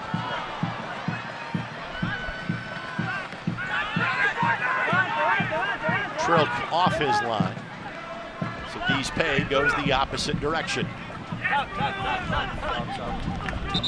Robledo will be waved on. Our next substitution brought to us by Jiffy Lube of Indiana. Sebastian Velasquez has given his last. Robledo come on and join the fray. He scored against Pittsburgh in the 3-1 victory 10 days ago. About a similar note here. This one would be a game winner as it stands now. All of our substitutions brought to us by Jiffy Lube of Indiana. There's Kisiadou again. And you can see with Pickering, Lapa, and Kisiadou coming in, they've stepped the pressure up on the balls that Indy's playing backwards. And again, you've got to think there are some guys like Lapa and Kisiadou who are kind of everyday players for them. They are simply because of the fact that they have played, as a yellow card has just been shown, to Caleb Patterson-Sewell, who is not actively involved in tonight's match, but we know him well here in this building. He's part of the coaching staff for Memphis. I know when a collision at the back. Oh, but that's going to be a foul against the Indy 11 for causing that collision. Looked like two Memphis players collided with each other. And that's what Guenzati is trying to explain. Our referee, Eric Kettersall, says no, there was a push in the back that caused that from Robledo.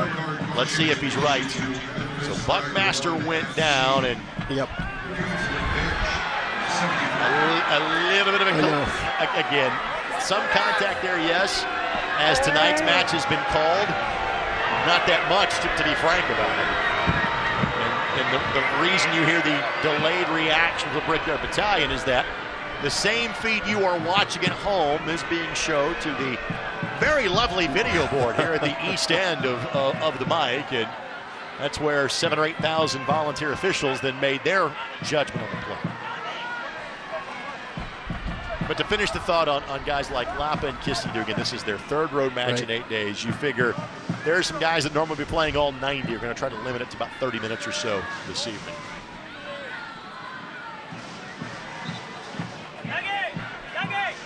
Indy has one more substitution available to them. Ishak, Jerome, or Roberto Molina would be those likely players coming in. Looks like Carson Vom Steeg will be the next substitution, and what would be the final substitution, because Memphis would have used their 3 substitution windows. He is the player that has headed to the bench. While this conversation continues, and Reese a little worse for the wear. We mentioned Caleb Patterson-Sewell. We saw Caleb first play for Mark Lowry and Jacksonville Armada back in 2017 in the North American Soccer League.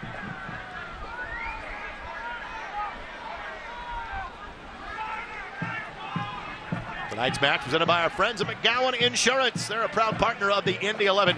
Visit McGowan, INSGRP.com for all your insurance needs. It's interesting to see not just the Indy 11 alumni that have gone on to coach in this league, but you look at all the captains and the generals that we've seen come into this building and play over the years now are assistant coaches and moving up in those ranks. Heck, even broadcasters get promoted to directors of marketing and club growth from time to time. Occasionally. Every once in a while. Occasionally. Pickering, Buckmaster. Robledo steps in the way. Asante.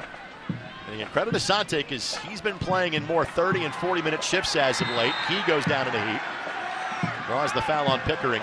But Asante has given the action that you just saw. He has not missed a beat, and he's in the 77th minute. Buckmaster goes to the turf again, and Reese might be done for the night. Vom Steeg is an outside back, so if Buckmaster can't continue, Vom Steeg would likely come in his stead. Yeah, it was tough to see. He did take the elbow in the back when he went down, but it's been a leg that the trainer's been looking at, so you wonder if that little nudge, sometimes it just gets you off balance and you just land awkwardly and tweak something. Reese played 82 matches at IU, had 5 goals and 12 assists. Turned 27 last month, did Reese. Really enjoyed catching up with him on Soccer Saturday this week. There are certain players just kind of put on the calendar and say, yep, we're going to talk to these guys once a year, and Reese is that guy. He is done for the night. Vom Steeg will come in to replace him. Vom Steeg, a second-year pro, played for Loudon last year. He played for his dad at UCSB, his college soccer. And 1 year at Stanford, did Carson. Reese got a little piece of the turf to go back to Memphis with him after the night's match.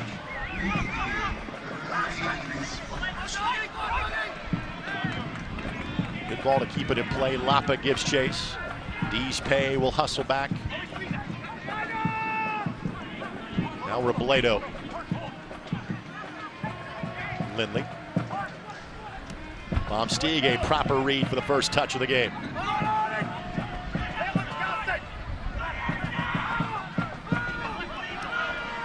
You can simply hear by the level of conversation going in both directions, neither team is packing this one in and playing for a point.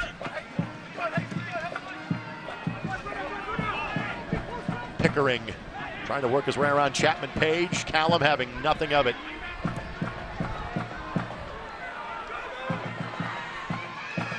got tired legs in the box. I don't like the interplay and the combination play inside your own 18. But now Robledo can charge forward.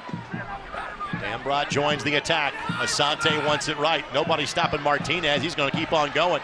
Martinez tried to play it through. Asante had a hit to it. And Malloy. Well, the interesting thing you saw on that buildup is as Martinez had the ball, Van Steen is looking at him and going to be that pressing defender. And Dambrot makes the overlapping run, and Van Steen has to drop back. And that gives the space for Martinez to pick and choose which side he wanted to attack. Tonight's match presented in part by your Central Indiana Honda dealers. Central Indiana proud to be Honda's home turf too. Search your local Honda dealer today.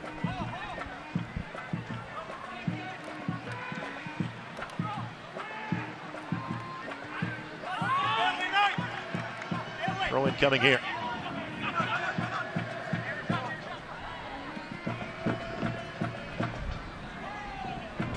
Pickering for Fernando. Great turn by Fernando. Plays it across to Kissigadu. The lead for Ward, and Ward finds the back of the net. Memphis is back in front in the 81st minute. Akeem Ward gets the goal in his 100th appearance in the USL Championship. Fernando's been causing problems all night. Here he just turns brilliantly the top of the 18. Finds one of Indy 11's nemesis in Kissigadu. Look at that turn. Finds him at the top of the box. Lays it off for Ward. One touch. Brilliant build-up goal. Sprawling effort by Trilk, but couldn't close the door. Now Indy again trying just to get a point here in the final 10-plus minutes. Memphis on the end of a lengthy road trip. And to claim their first victory of any kind since June 24th.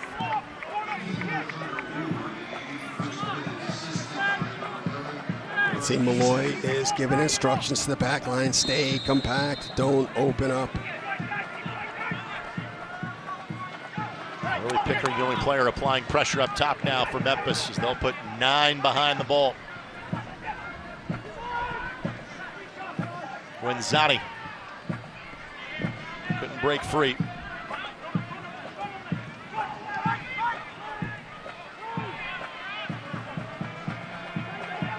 Give away to Dambrot. Lindley.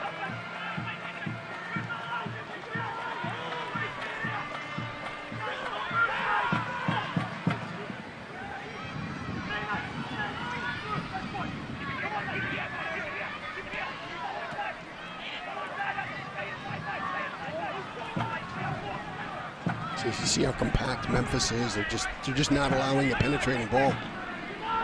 He's Pay, finds Dambrot. Dambrot goes down outside of the 18. Yep, foul. So again, not inside the 18. Fernando, the guilty party. This will be the equivalent of a short corner coming up here for the Indy 11. Dambrot loves walking that tightrope along the byline.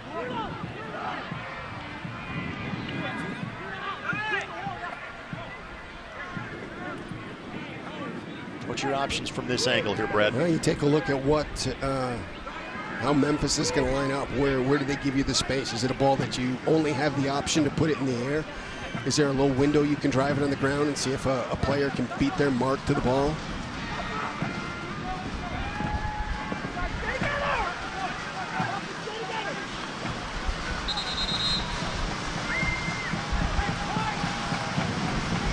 Pretty strong headwind picking up, so the ball in the air, he's gonna move a little bit.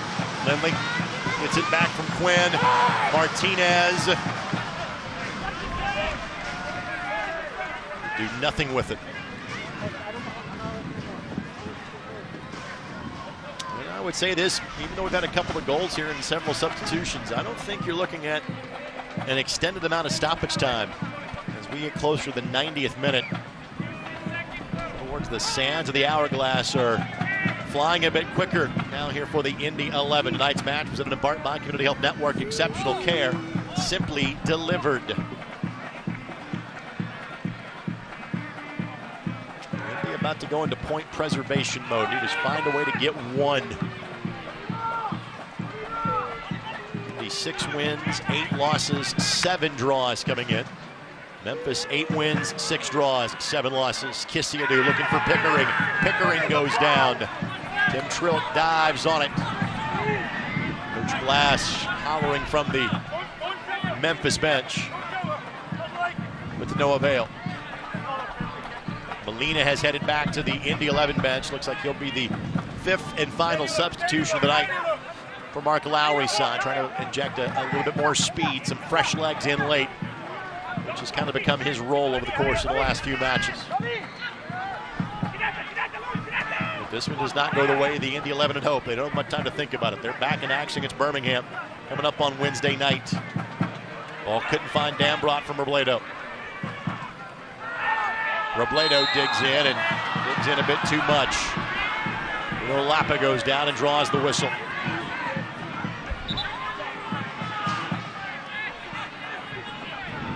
We've seen Molina come in, I think in his first appearance, came in the back line and then brought a spark getting forward.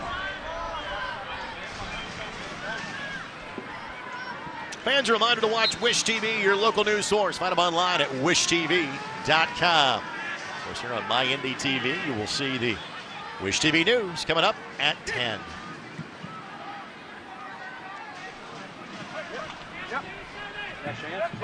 More with us. Mark Lowry said it well at halftime. Indy missed a couple of golden opportunities on goal in half number 1 that would have changed the tenor and outlook of this game. They equalized in the 58th minute. Memphis has now gone back in front and now are looking for a 2-goal cushion. Ball takes a turn off of Solomon Asante. It'll be a corner kick coming, brought to us by Wilson Kehoe Winningham.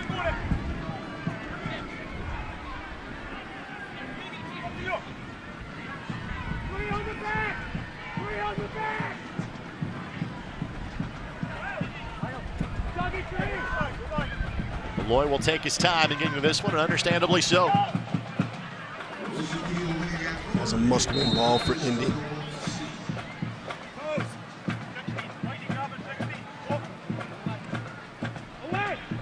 Deespay does exactly that.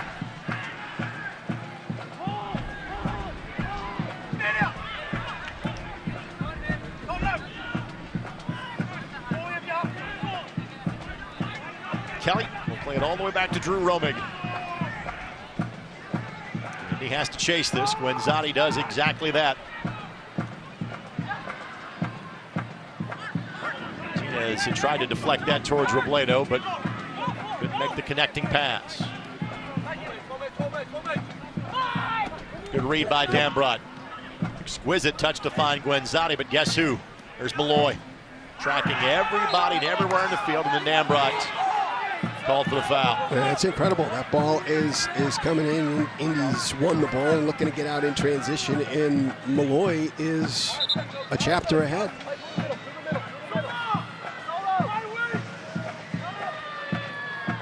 I see. This is what I think. You're going to pull Mack inside. You're going to either go 3 in the back, or you're going to push Molina up top. Well, Molina will come in. Callum Chapman-Page is done for the night. It's the final substitution presented by Jiffy Lube of Indiana.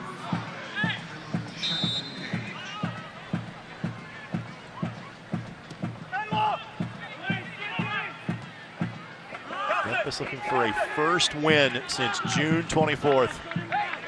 Man, Malloy is really being bothered by that upper right arm.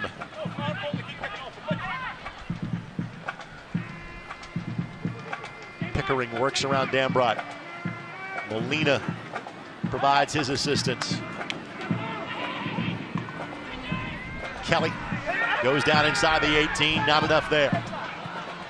Asante, Martinez. Martinez hits to a spot trying to beat Turchi to the ball, and Turchi offers a souvenir to the folks in Section 108. Yeah, I like that thought from Martinez. You take a look, Turchi's a big body, but Martinez can outpace him, and if he can just flick it into that space. And then Robledo draws the foul at the far touchline, and if you're Indy, you can throw as many numbers forward as you want to here as we approach the 90th minute of this one.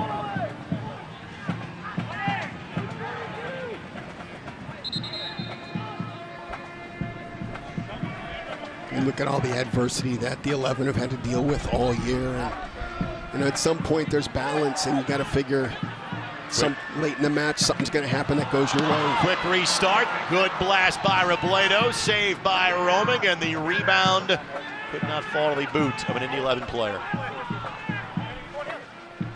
Lindley will wait for a teammate to get further back to hit the reset button. Now he'll play it to Trilk, who has Quinn heading all the way back to assist him. We'll start to glance toward the fourth official and Peter Bernardi and see exactly how much time is going to be left in this match. I would guess 3 minutes, maybe 4. Molina, foul. Then a card shown. It's been a relatively card-free match. And you could see a little bit of the frustration, Fernando, in that scenario. It's like, hey, the shoulder-to-shoulder has been allowed all match. 4 minutes of added time. 4 minutes left for the Indy 11. Trying to get an equalizing goal, at least pull a point from this one.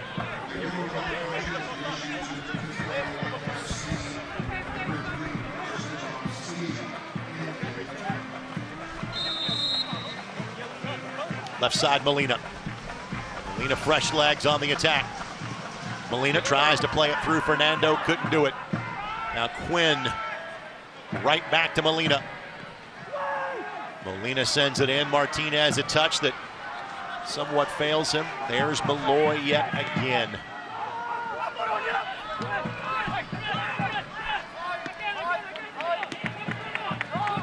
Deespe. Oh, that's solo. Quinn looking for Martinez. Ball play to the side, throw in coming for the Indy 11. 1 minute down, 3 minutes left to play.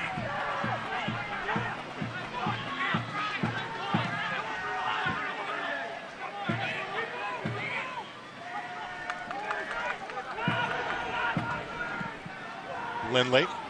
King. Oh, what a ball. My goodness. King, offside. Offside flag was up. We'll see 20, 30 seconds come off the clock here before Roaming restarts this one.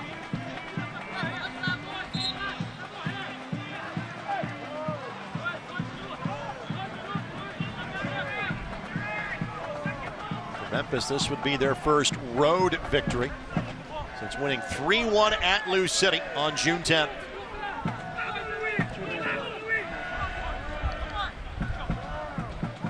This would be their 5th road win of the season and a 9th win overall. Indy throw it. Less than 2 to play. There's not been much in the way of late match heroics from the Indy 11 this season. And they reverse that course tonight. Asante does keep it in play. Guenzati gives chase. However, flag went up when Guenzati made an effort at the ball. Yeah, little step by Smith at the last minute. And, you know, Asante just trying to keep the ball in and knock it into the 18 and see if something can happen.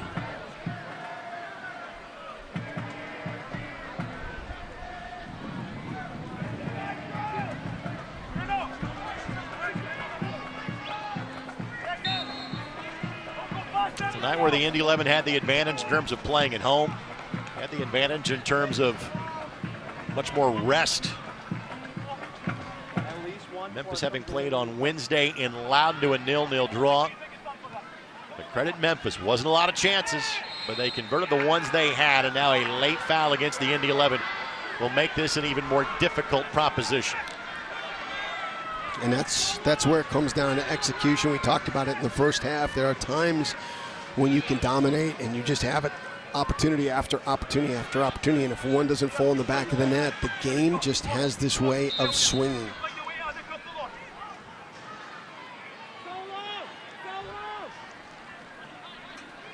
Malloy. This is just a procession of the corner flag at this point if Memphis can keep possession. Foul against Asante, and that should largely see this one off.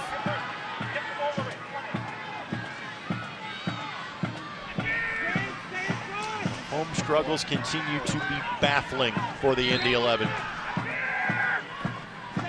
6 wins this year, just one of them in this building. Again, foul against Indy. Robledo whistled for a second infraction in his time on the pitch.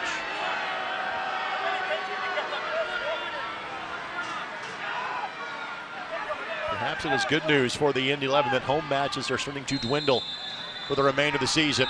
And that's it. Memphis sees a winless streak end. They get their first win since June 24th. 3 matches on the road this week. Memphis pulls all 3 points from the finale. Final score this evening, Memphis 2 and the Indy 11 1. We'll have post-game coverage on the Indy 11 television network and My Indy TV. After this quick timeout, you're watching Indy 11 Soccer, My Indy TV and ESPN+. AES Indiana is dedicated to providing you with smart energy solutions that power our lives. Our energy efficiency programs help you save energy and money. From rebates on lighting and smart thermostats to appliance pickup and recycling, you can take advantage of cleaner, more cost-effective energy solutions right here, right now. IPL is now AES Indiana. We are accelerating the future of energy together. For over a century, Indiana has been the destination for sports innovation and the state where champions are crowned. Now, we're entering a new era with Sports Tech HQ, a place that inspires innovation and invests in entrepreneurs who are changing the game, one startup at a time. Welcome to the crossroads of sports and technology. Sports Tech HQ, home of the game changers. Find it, try it, paint it, love it. Find it, try it, paint it, love it. Find it, try it, paint it, love it. Find it, try it, paint it, love it. Find it, try it, paint it, love it, love it, love it, love it. I'm a happy-go-lucky guy, but sometimes I get a little stressed because I'm not for sure what's going to happen down the road. I was at the cancer unit, and when I come out from seeing the doctor, I said something about needing some help with all the paperwork. They gave me a name and a phone number. Her name is Molly. She works over at Community. She tells me, stop worrying, let me take care of it. She is my angel. Stand by me. As we welcome you back to the mic, Meshach, Jerome, Solomon Asante having some words for some fans. Final thoughts for the kind of in-game portion of the broadcast is our Sports Tech HQ stat of the game. And for the Indy 11, I'm not even sure it's a stat. It's just simply finishing chances. 11 shots, 4 of those on target. They were better at putting them on frame in terms of half number 2, including the goal that was hit by Aidan Quinn. But it's been a year of missed opportunities, and those ones from the first half loom large as Indy loses at home to Memphis 901.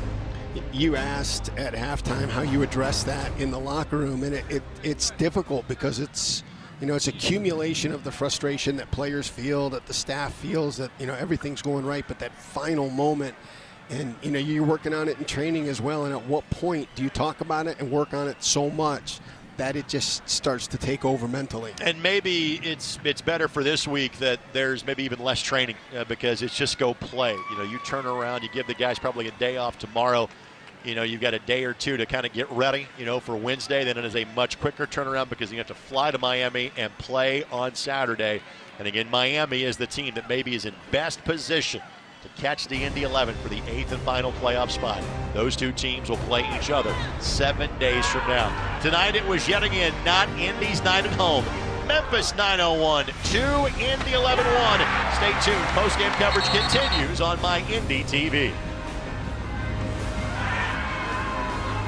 This copyrighted telecast of the United Soccer League Championship cannot be retransmitted, rebroadcast, or reproduced without the expressed written consent of the United Soccer League Championship.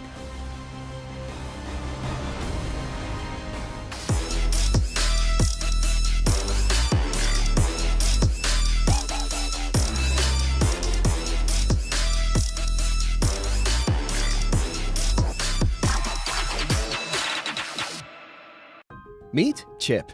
30 years ago, he started a small business with a big idea.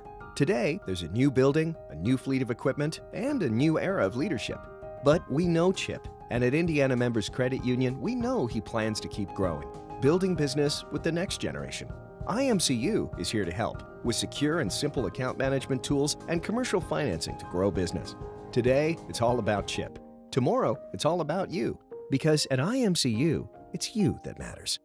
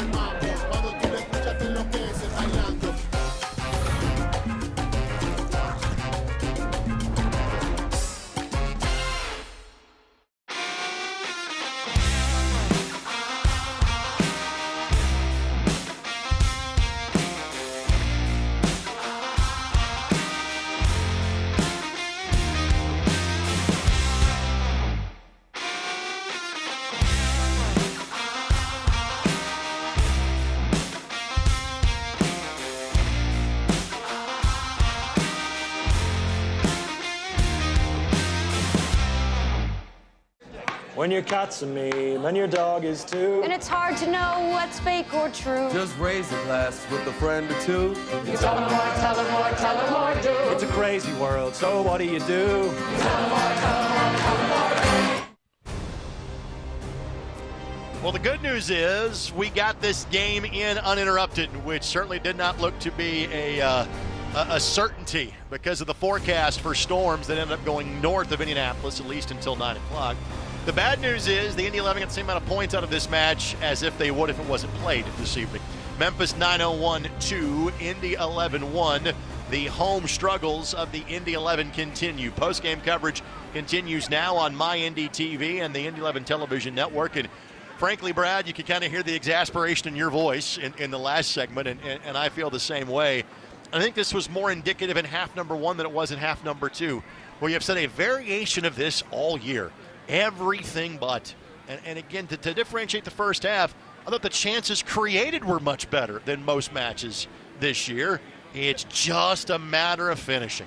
And at this point, when that has been happening so long, you got to think it's as much mental as it is anything else. 100%, because you're getting the right guys in the right spot with the ball. I mean, you got Blake coming in on the goalkeeper. He's walking in on him and he just puts it a little bit wide, and then you got Martinez on the back post. The ball just bounces a little bit high. He puts it over the bar. And again, Indy has been playing with a variety of formations because, you know, there's the way that Coach Lowry wants to play, which is 4-4-2 and a diamond. They played that way for a good chunk of the start of the year. He's almost been kind of playing formations just based on, hey, who is available to me? We saw, again, a slight change of that tonight. Your thoughts about from a tactic standpoint, what we saw from the Indy 11 this evening? Well, I think at times you got to go with what's working for you. And so, you know, you had Martinez played a great game as an outside right back. You push Blake higher up the field, and you got good results from doing that. So the tactical moves are working out. And, you know, you just get to that place where there is this level of frustration. It's like, you throw your hands up. What can we do? Right. We're working on it in training. We're talking about it. Guys are playing well. It's just that little bit, that last bit that's not clicking. A look back at the highlights of tonight's match as Memphis comes in and gets all 3 points here in Indianapolis tonight. Again, not in a lopsided fashion, but the chances did favor the Indy 11 tonight. They did. You take a look at the first half. Here's a giveaway that winds up as, you know, Troke's first save. And you kind of felt after that first 30, 40 minutes, the only thing is going to happen for Memphis is in transition or on a restart. And then unfortunately, you know, that did happen. Tim Truck, a couple of sprawling saves in half number one. This, again, if Martinez keeps on the ground, that's a goal for the Indy 11. You would see another opportunity here for Jack Blake. This technically was not a shot on target because it just sailed wide, but you feel you have to score on both those chances. You didn't, and here comes Memphis with exquisite service from Aaron Malloy. Yep, great serve. Turchi finds the header and knocks it down and goes right through Chapman Page. Now, in the second half, Indy would level relatively early in half number two. You saw this build up here that easily could have been a goal for Memphis 901. Back to the other end. Solomon Asante gets an assist. Aidan Quinn gets the finish. And you felt from that point, like, all right, here goes Indy, and just could kind of never materialize anything else after that moment. Yeah, Velasquez does an unbelievable job to be able to set up Asante and Quinn. And the thing that you felt good about was, hey, this was during the run of play. It wasn't a restart that's getting us back. It wasn't a PK. We actually really, really earned this one through the play. Other thing I'll point out tonight is this. It is always a team effort. But for Lucas Turchi, first goal of the season. For Akeem Ward, his second goal of the season. It wasn't the usual suspects for Memphis 901, but it all adds up to a much-needed win. Again, their first since June 24th. When we say this, they were fifth coming in without having a win in 6 weeks.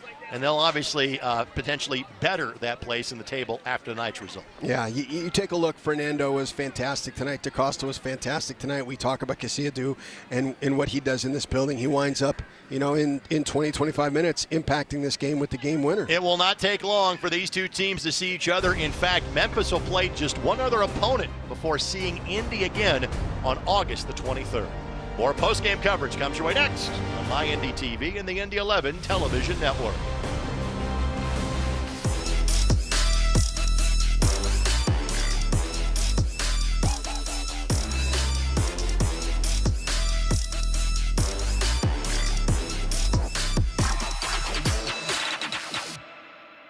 Meet Chip. 30 years ago, he started a small business with a big idea.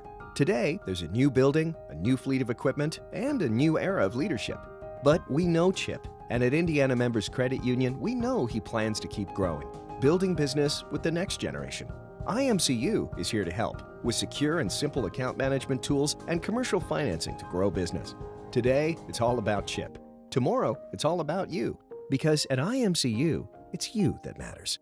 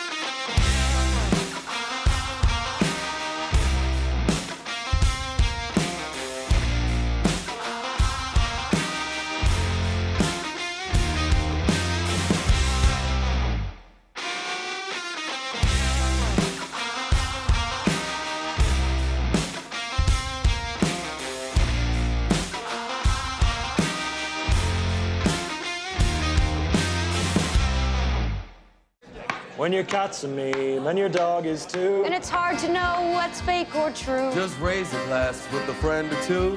You tell them more, tell them more, tell them more, do. It's a crazy world, so what do you do? Tell them more, tell them more, tell them more, do. And we are back pitchside here at Michael A. Carroll Track and Soccer Stadium. In fact, standing on the track right now is Aidan Quinn, who had his team-high 8th goal to level the match in the 57th minute. Unfortunately, not enough for the Indy 11 as they fall to Memphis by a score of 2-1 tonight. Aidan, as always, thank you for joining us. And I know you're happy about the goal, disappointed about the result. Overall, your assessment of how things played out tonight. Yeah, it's another disappointing result. Seems like we just can't figure it out at home right now.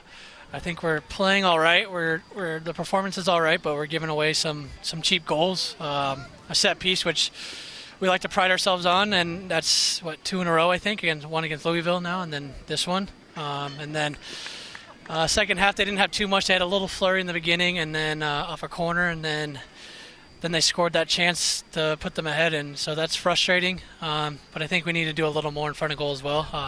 We had a couple chances in the first half that maybe we can do better, but second half I think we need to create a little bit more. Obviously, in terms of just that finishing third, that last pass or that last touch that you might have, during the course of a match, that seems to be almost kind of mental at this point. You're working on the training ground, you think about it.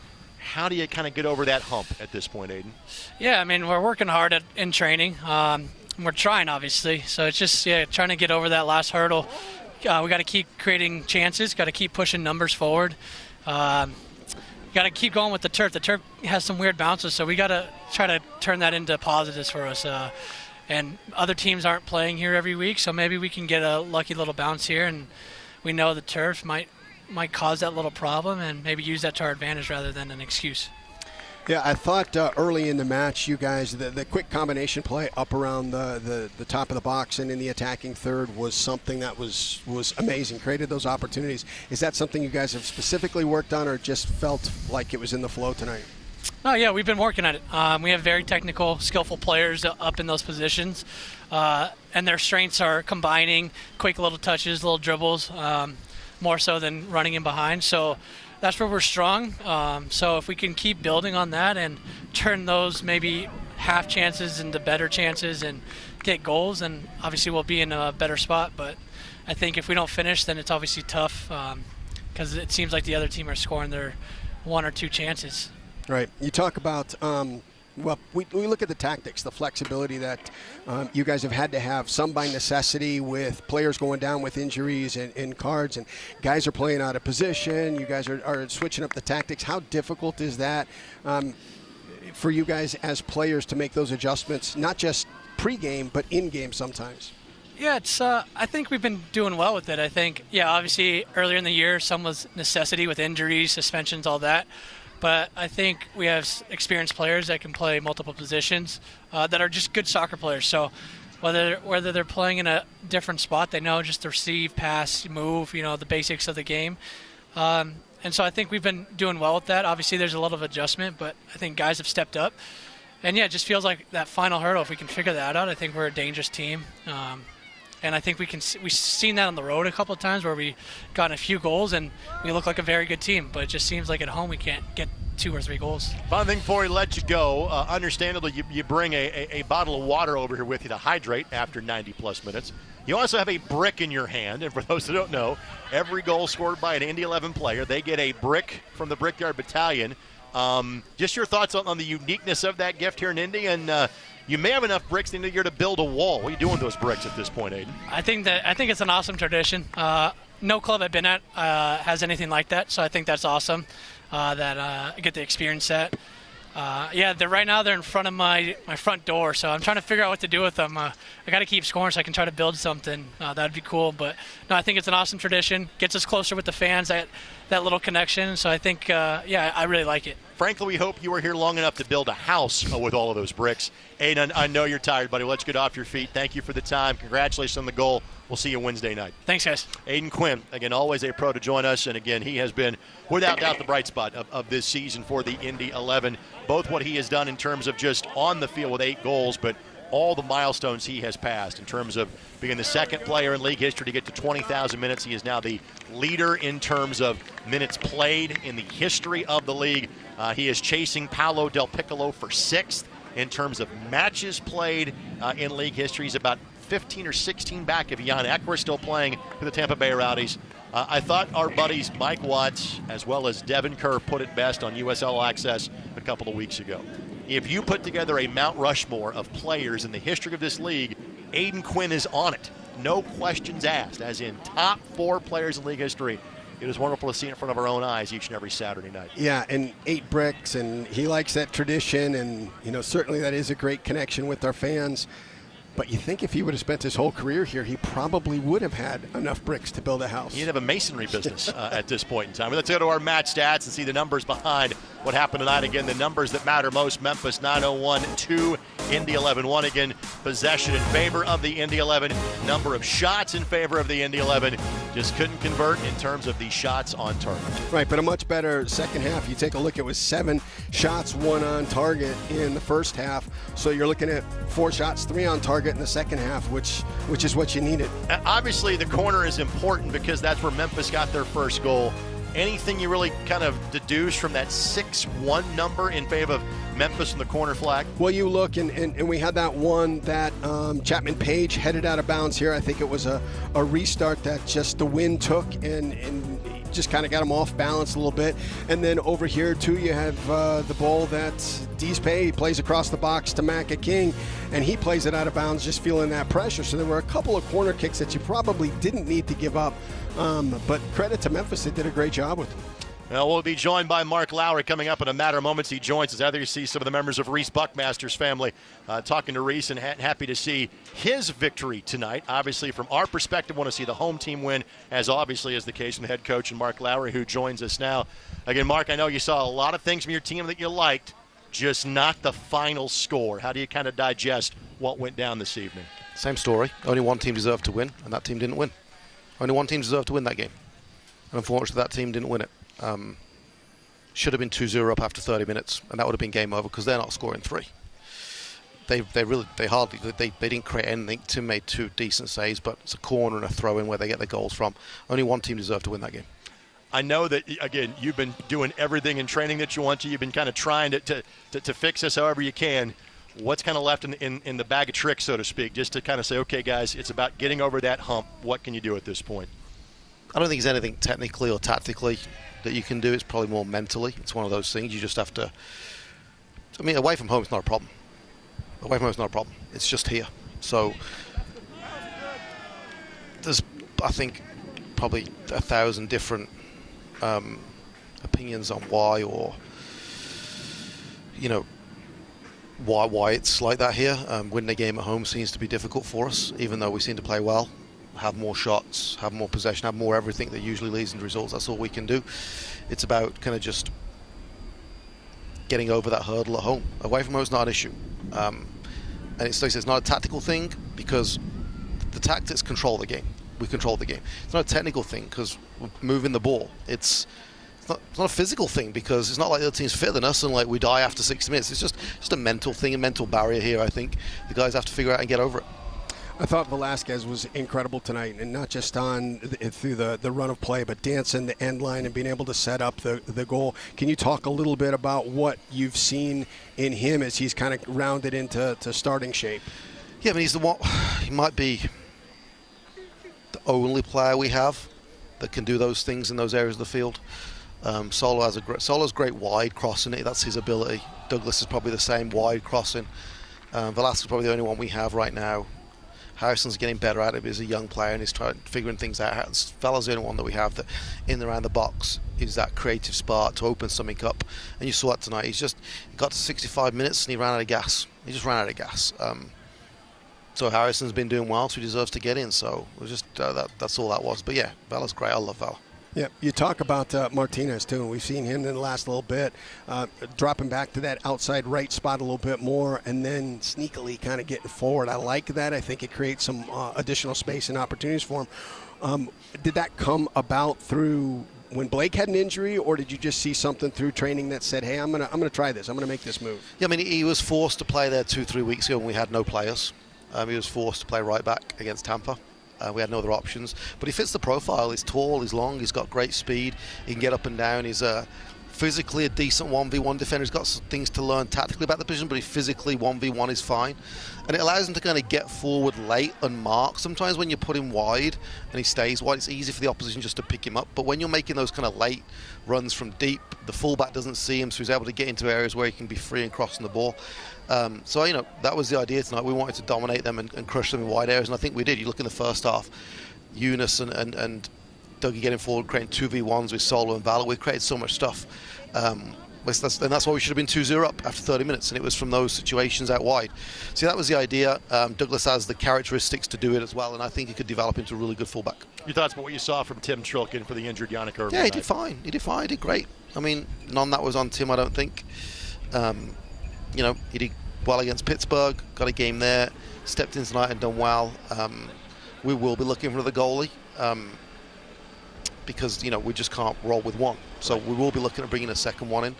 And whether that's a number 2, I don't think we can pick who that guy is. Well, it's going to be kind of who's out there and is just available to us. So depend on the quality of that guy. We'll see where he kind of matches up with Tim. But Tim did great tonight. You know, he just has to keep playing with that confidence. Mark, I know, again, a lot of things you like. It's not the final score. Appreciate your time, buddy. We'll see you Wednesday. Appreciate it. Thank you. Mark Lowry, head coach of the Indy 11, kind enough to join us. Your thoughts about what we'll get your thoughts about Mark had to say when we come back from this next time out. Stay tuned. More post-game coverage comes your way next on My Indy TV and the Indy 11 television network. AES Indiana is dedicated to providing you with smart energy solutions that power our lives.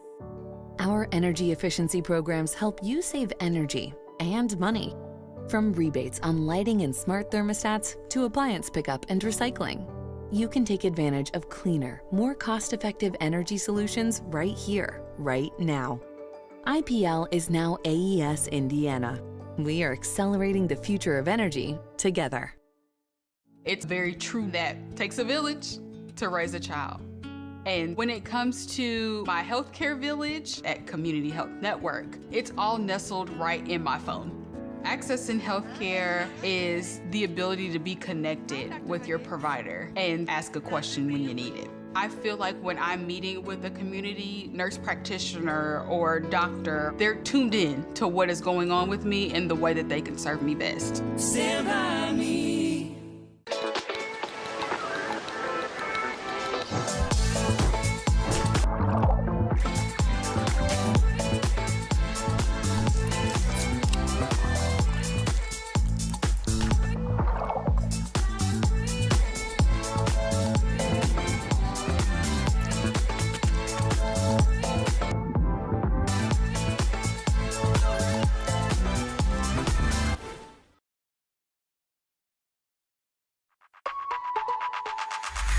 Find it, try it, paint it,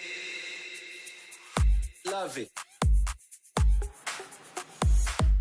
Find it, try it, paint it, love it. Find it, try it, paint it, love it. Find it, try it, paint it, love it. Find it, try it, paint it, love it, love it, love it, love it. Back for the final time at what was a breezy, a slightly rainy, but thankfully not stormy night here in downtown Indianapolis. All of that went north of us. Unfortunately, we got the break on the weather. We did not get the break in terms of result. Memphis wins this one by a score of 2-1. Mark Lowry doing kind of his post-game commentary for Indy 11 social media and the .com as we speak. As we're back on camera with you, your thoughts about what Mark had to say to us a few moments ago. You can sense the frustration and, yeah. and you agree. We watch it play out. They're the better team. You know, you're knocking the ball around, you're creating the opportunities, and it's just, you just need to break through. And you can feel a little bit of it in Aidan Quinn as well. There is that something that's hanging out over this team right now. And I'm not sure there's a way to fix that until you do it. And I wish I had something that was more intellectual to say on it or something to break through. But it's kind of why I asked that question to Mark. He said it's not tactics, it's not effort. We just got to figure it out here. And if you did have the answer, it'd be done by you'd now. be a billionaire. Yeah, absolutely. Because it's one of these things that we all get in as players. You do everything right, the ball won't go in the net, or you do everything right and you can't keep the ball out of the net. And you keep working on it, you keep working on it, you keep working on it, and then at some point you just hit that tipping point and it changes. But you keep wondering when it's going to be. Well, a quick check of the scoreboard around the USL Championship night. Again, matches that affect the Indy 11 in the East. That match between Pittsburgh and Tampa Bay is important. But frankly, what is more important is the one you said whoa to, correct? Yep. Miami FC beating El Paso 4-0. And again, Miami, maybe of the teams behind Indy, has the best chance to catch them. Now, Indy and Miami play twice in the next 3 weeks. It starts in Miami on Saturday night. Miami then comes back here on Labor Day weekend, That could be the battle for 8 and 9. 8 plays on, 9 goes home. And by the way, congratulations to Hartford. It has been a rough season for the Athletic. They're probably the one team that's really out of the playoff mix right now, but Hartford has certainly their back-to-back wins as they've beaten Mexico United. Hey, you talk about Hartford possibly being out of the playoff mix, and you mentioned Miami and the run that they're on, but you can't sleep on Detroit. They're gradually putting points together and quietly starting to creep up. The advantage that Indy has on Detroit, though, and Loudoun is that they already have wins at both of those places, and both those teams still have to come here. So in theory, you like your advantage. As my partner, without saying a word, just kind of shot me the look. Hey, home has not been so kind to the Indy 11, and on that, you're absolutely right. So here's what's coming up next. Brad and I are back here on Wednesday night for Birmingham. Same bat time, same bat channel. My Indy TV, Indy 11 Television Network, and ESPN+. Then it is 3 on the road at Miami, at Mark's old stomping grounds, El Paso, then back to Memphis for a midweeker. Then Loudoun is here on August 26th. So if you take kind of El Paso out of the mix, the next 5, really 6 matches are against teams that you are likely battling for the last playoff spot or 2 in the Eastern Conference, because yes, we've gotten to that time of the year with 2 months left to play. There's a lot of games left, but you look at what's on the screen right now, and that well could decide the fate of Indy 11. Again, day off for the players tomorrow. You have kind of light training sessions Monday and Tuesday before you play Wednesday. Mentally, how do you handle this if you're Mark Lowry with his team right now? You got a veteran group of guys. You know, you're not dealing with rookies. Everybody's been through this before. They've been through this struggle. So now you rely on their leadership to pull this out. We thank you for joining us for Indy 11 Soccer. Thanks to our producer, Greg Wiedekamp, Glenn Tiggs, everybody else that's involved behind the scenes. And again, a nod to Nate Rabb. We will miss you, my friend. We'll miss you for the rest of the season and forevermore. Memphis 901 wins this one by a score of 2-1. Thanks for joining us for Indy 11 Soccer. Telecast of the United Soccer League Championship cannot be retransmitted, rebroadcast, or reproduced without the expressed written consent of the United Soccer League Championship.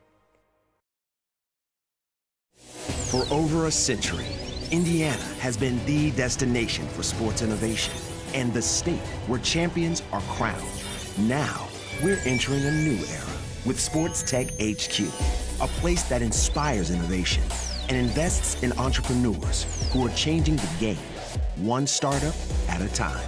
Welcome to the crossroads of sports and technology. Sports Tech HQ, home of the game changers. Meet Kate. She has a lot to juggle. Family, work, it can lead to trying days and tired nights. But we know Kate, and at Indiana Members Credit Union, we know at some point her space at a premium life may change. IMCU is here to help Kate and you find your space. Now, add on or remodel with an introductory rate of 3.9% APR on a home equity line of credit. Today, it's all about Kate. Tomorrow, it's all about you. Because at IMCU, it's you that matters. The main part of my job is definitely listening. People deserve transparency. I don't want the financial part to be something that stops or hinders a patient from having the health care that they need. I try to treat each person like they're my mom or my grandmother, my daughter, my husband. I want them to know that they're not just another phone call for us. And it's very rewarding to know that I can provide peace of mind. AES Indiana is dedicated to providing you with smart energy solutions that power our lives. Our energy efficiency programs help you save energy and money. From rebates on lighting and smart thermostats to appliance pickup and recycling, you can take advantage of cleaner, more cost-effective energy solutions right here, right now. IPL is now AES Indiana. We are accelerating the future of energy together.